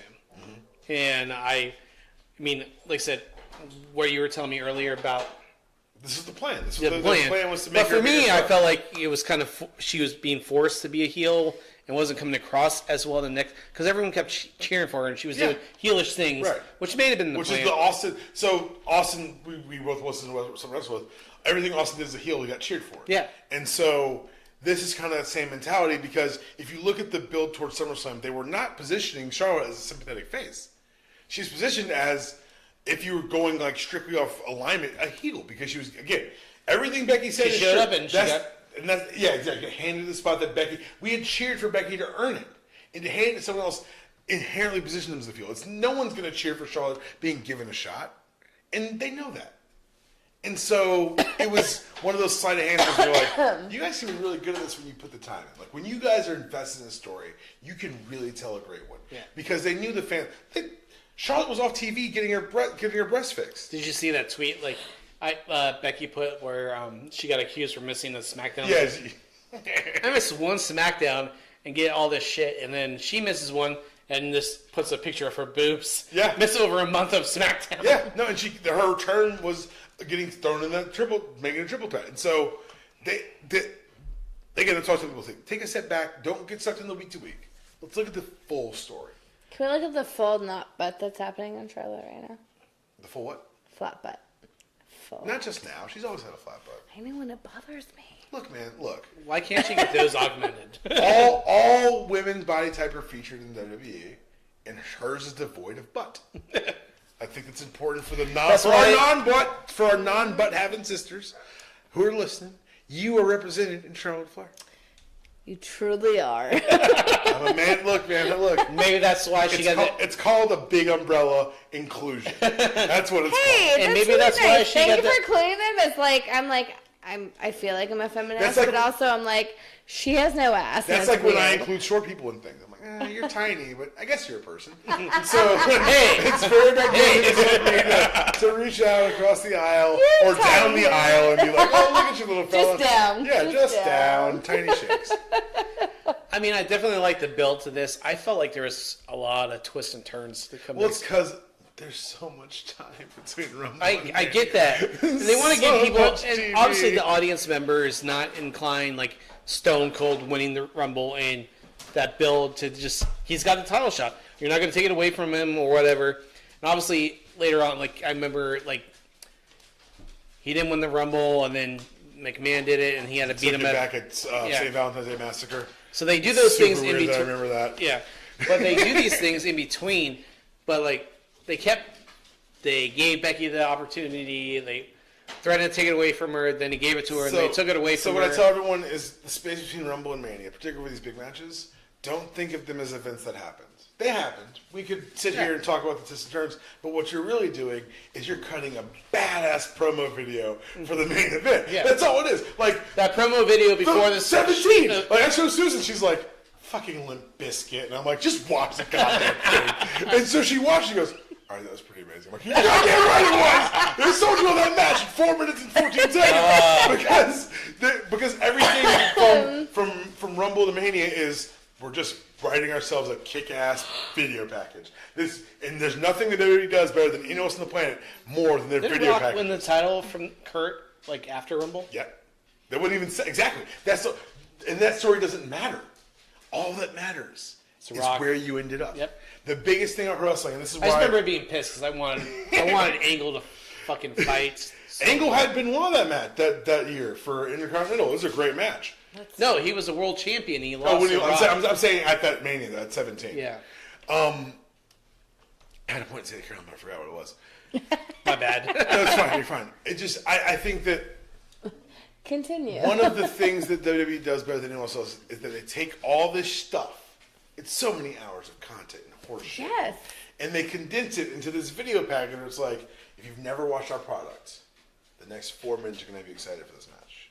And if you watch, you're going to be foaming at the fucking mouth. Well, I'm fucking foaming at the mouth. I want Becky to win. Like, think about that knee that Charlotte dropped on Ronda in the cop car. I'm like, that is going to be in that package. That was a glorious knee. That was the last thing she watched when she went to bed. Can we talk about this for a minute? Okay. The fucking three-way match that, like, ended in handcuffs and police, quote-unquote. The 6-man tag. You and your quotes are rude, but go ahead. Well, I mean, they weren't real cops. Those aren't real cops, Carolyn? Horseshit. You shut up. Prove it. Prove it. Oh, I feel like I can. Those are all OVW guys. Pretty quickly. So weird. I feel like I saw them last EC3. week or How last many, week or how many last time. extras were for this? No, it just like super bothered me because A lot of people are saying it was the best build-up for a main event in a while. and the okay, thing is- so it was a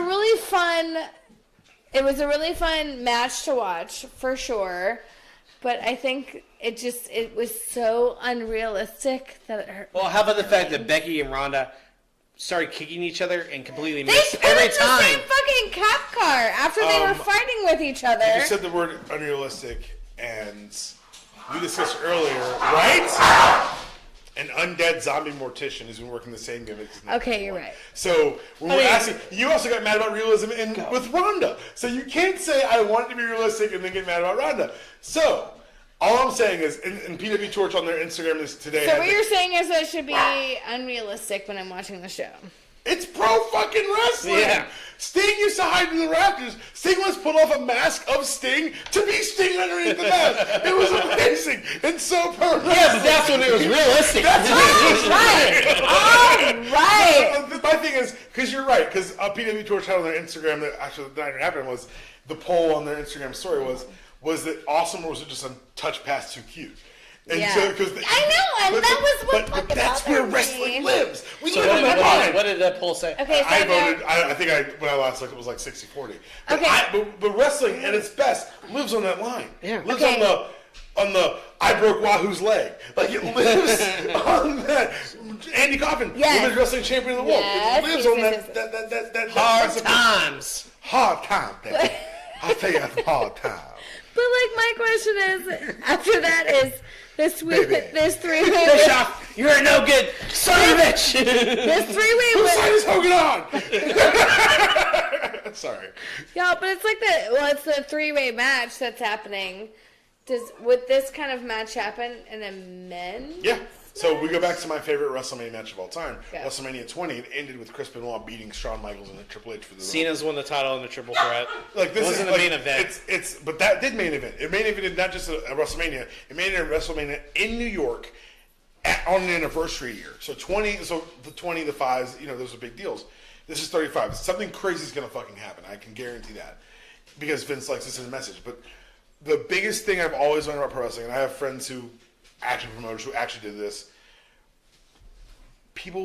The show can be whatever it wants to be. Okay. People remember the last thing they see. Yeah. So the rule in the 80s was Hogan must pose. And the rule in the 90s was Austin must drink. So no matter where he was wrong, Cold Will Stun. Stone Cold Will Stun. You ended with that shit. And what I think this Mania ends with is our four horsewomen. I'm sorry, there's a You're puppy fine. attack. Our four horsewomen each holding a belt in the middle of that ring. I The think what? they, I'm I sorry, think the they what? will split up this match. I do not think it will be for both belts because if they're not going to unify, there's no point in doing it. So why would they come out on Raw and say that? So they can change it and get a pop on fucking Mania. Why do they do anything? Well, I'm just why, saying, do they tell you why do they say Rey Mysterio's ankle's hurt? In case so when he wrestles, But why would they do that the week before? Like, okay, never mind. So Because now we're talking about it. Yeah. Because now we're talking about it. Because if something happens during the show, during, let's say, Alexa Bliss's stewardship of the show, where they determine that whoever gets the pinfall is the one who gets the belt. Let's say that maybe these SmackDown women who've been angry on the social media, let's say that's a fucking work. They're disgruntlement over the treatment of Asuka, and they say they demand that their title not be decided without them being able to compete for it. Okay. So, that way, Becky can pin Charlotte, Ronda doesn't see a pin, and Becky still wins the Raw title. And then you get your four horsewomen who you can say, oh, so-and-so shepherded this movement and the evolution. That's the So stuff. you're thinking in the pre-show, Alexa says it'll only be for the Raw's title. I think over the course of the night, I think something's going to happen. Okay. I think maybe the women's battle royal, because like you said, unlike the men's battle royal, which is named, there are no stakes in the women's battle royal. And so let's say the disgruntled wrestler has been, let's just say, a trope of the WWE for the last 6 months.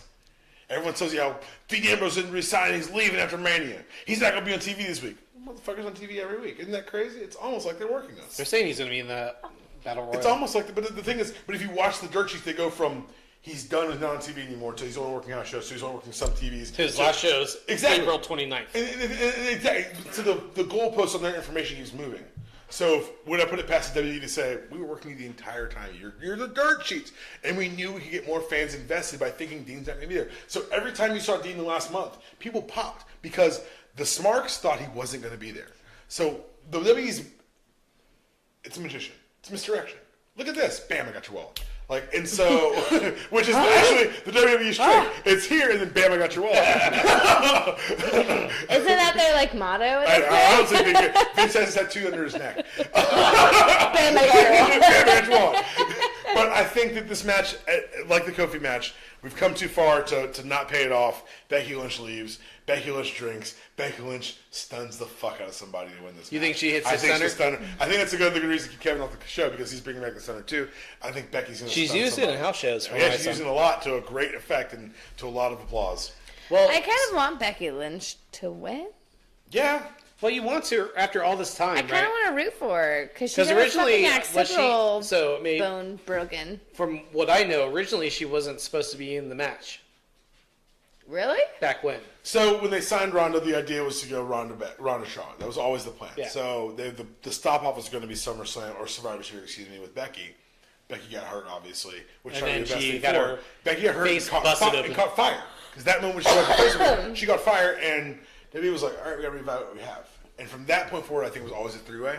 But the story of Becky Lynch and what they're going to work in her video package, they were going to cut her before her first NXT TV.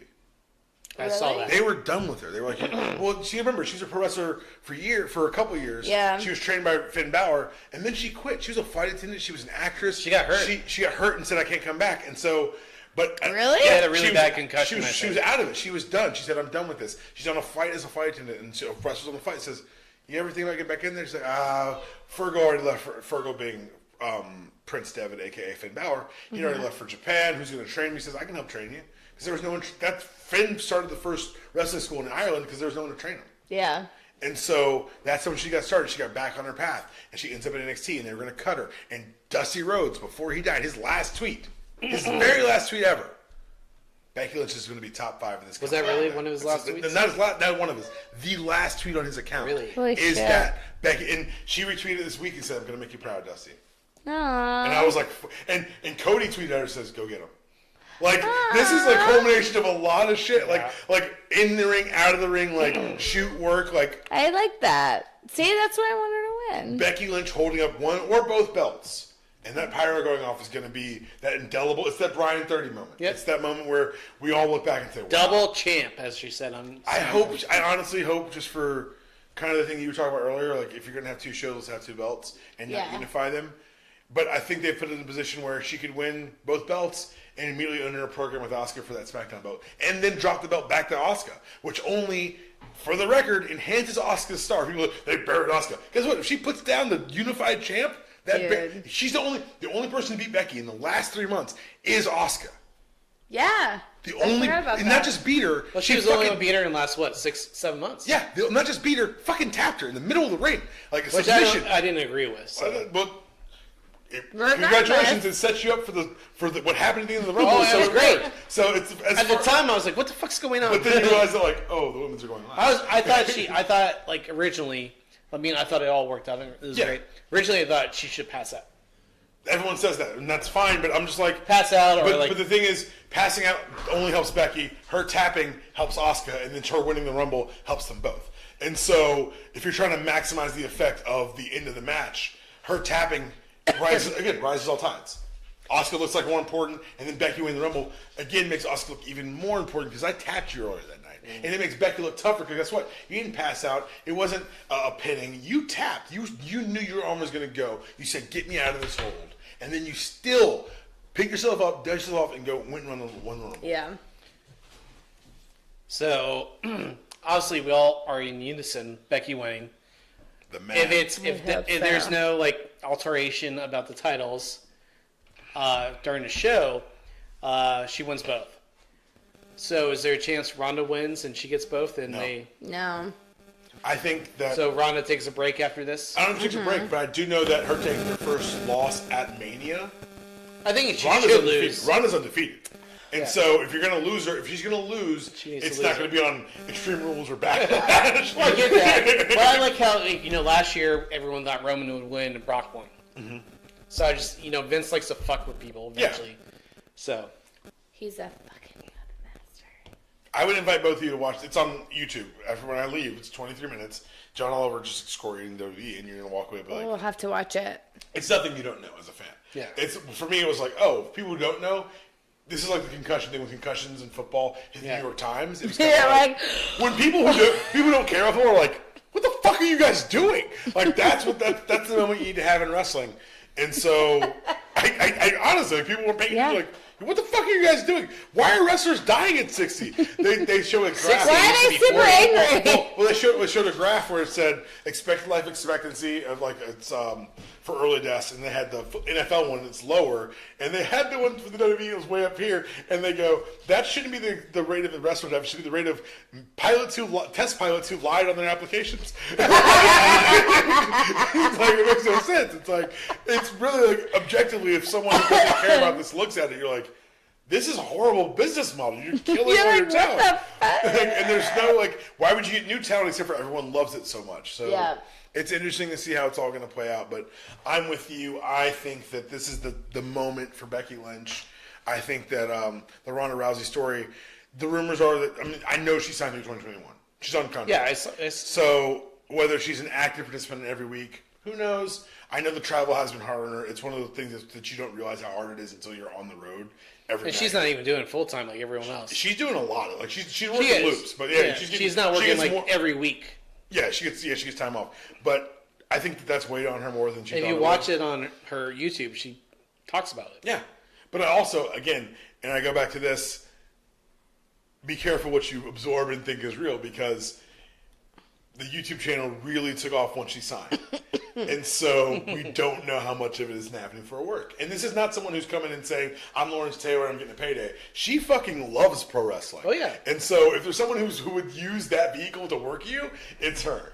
I think her turn, when she says, this is fake. Yeah, of course. That should have been a lot sooner than... I remember when she had that promo and the fans just kept booing and booing. And then... But what's a better story of her snapping in that moment or slowly turning? What better yet? I get that. Better yet, if I've got 52 TVs, which one do I want to string out a bit more? It's like, hey man, Raw's 3 hours every week. God. It's like, let's just string this. Well, I get that, and I'm just like, but I think Ronda would have been once Becky chose her, then I think she should have just fucking went at her. But the thing is, then we just said that heel Ronda may be stagnant after 2 months. And so what they want to do is keep the matchup as fresh as possible. Oh, yeah. And so we're just talking. It's just you and me. We don't have to pencil. We're not actually booking. Yeah. If you want us to book, you can find me at DPalm66. You can find them at the Dunn and Dunner podcast. At TM Dunn 1214. There it is. Find us. We'll book your territory. We'll do it. Well do it. I'll fucking do it. Carolyn will book your fucking territory. We'll Don't podcast. think I won't. Well, podcasters, we've had a lot of fun today. Jesus. Stay tuned for our next episode after WrestleMania. We'll see if any of our predictions came true. So we'll see. We were happy to have Dan Palmer here on the podcast. Daniel, thanks for being It was a real honor to be on. I here. had a lot of fun. I'm just excited. This is so much fun because I do a lot of podcasting, and usually I'm in my office and I'm on the phone with someone over a great distance. I know. You're like, when we were even texting, you're like, oh, I thought this would be over outside. No, it's just so nice to do one live. It's so nice to kind of I like the interaction. Yeah, you guys welcome me in your home. I appreciate it. You gave me bourbon. You're welcome. I really can't say any nicer things about the Dunn Dunner podcast. Welcoming hosts, and I can't wait to come back in the future. Yeah, and we'll be plugging Dan's podcast here the next couple days, obviously for sure. to advertise.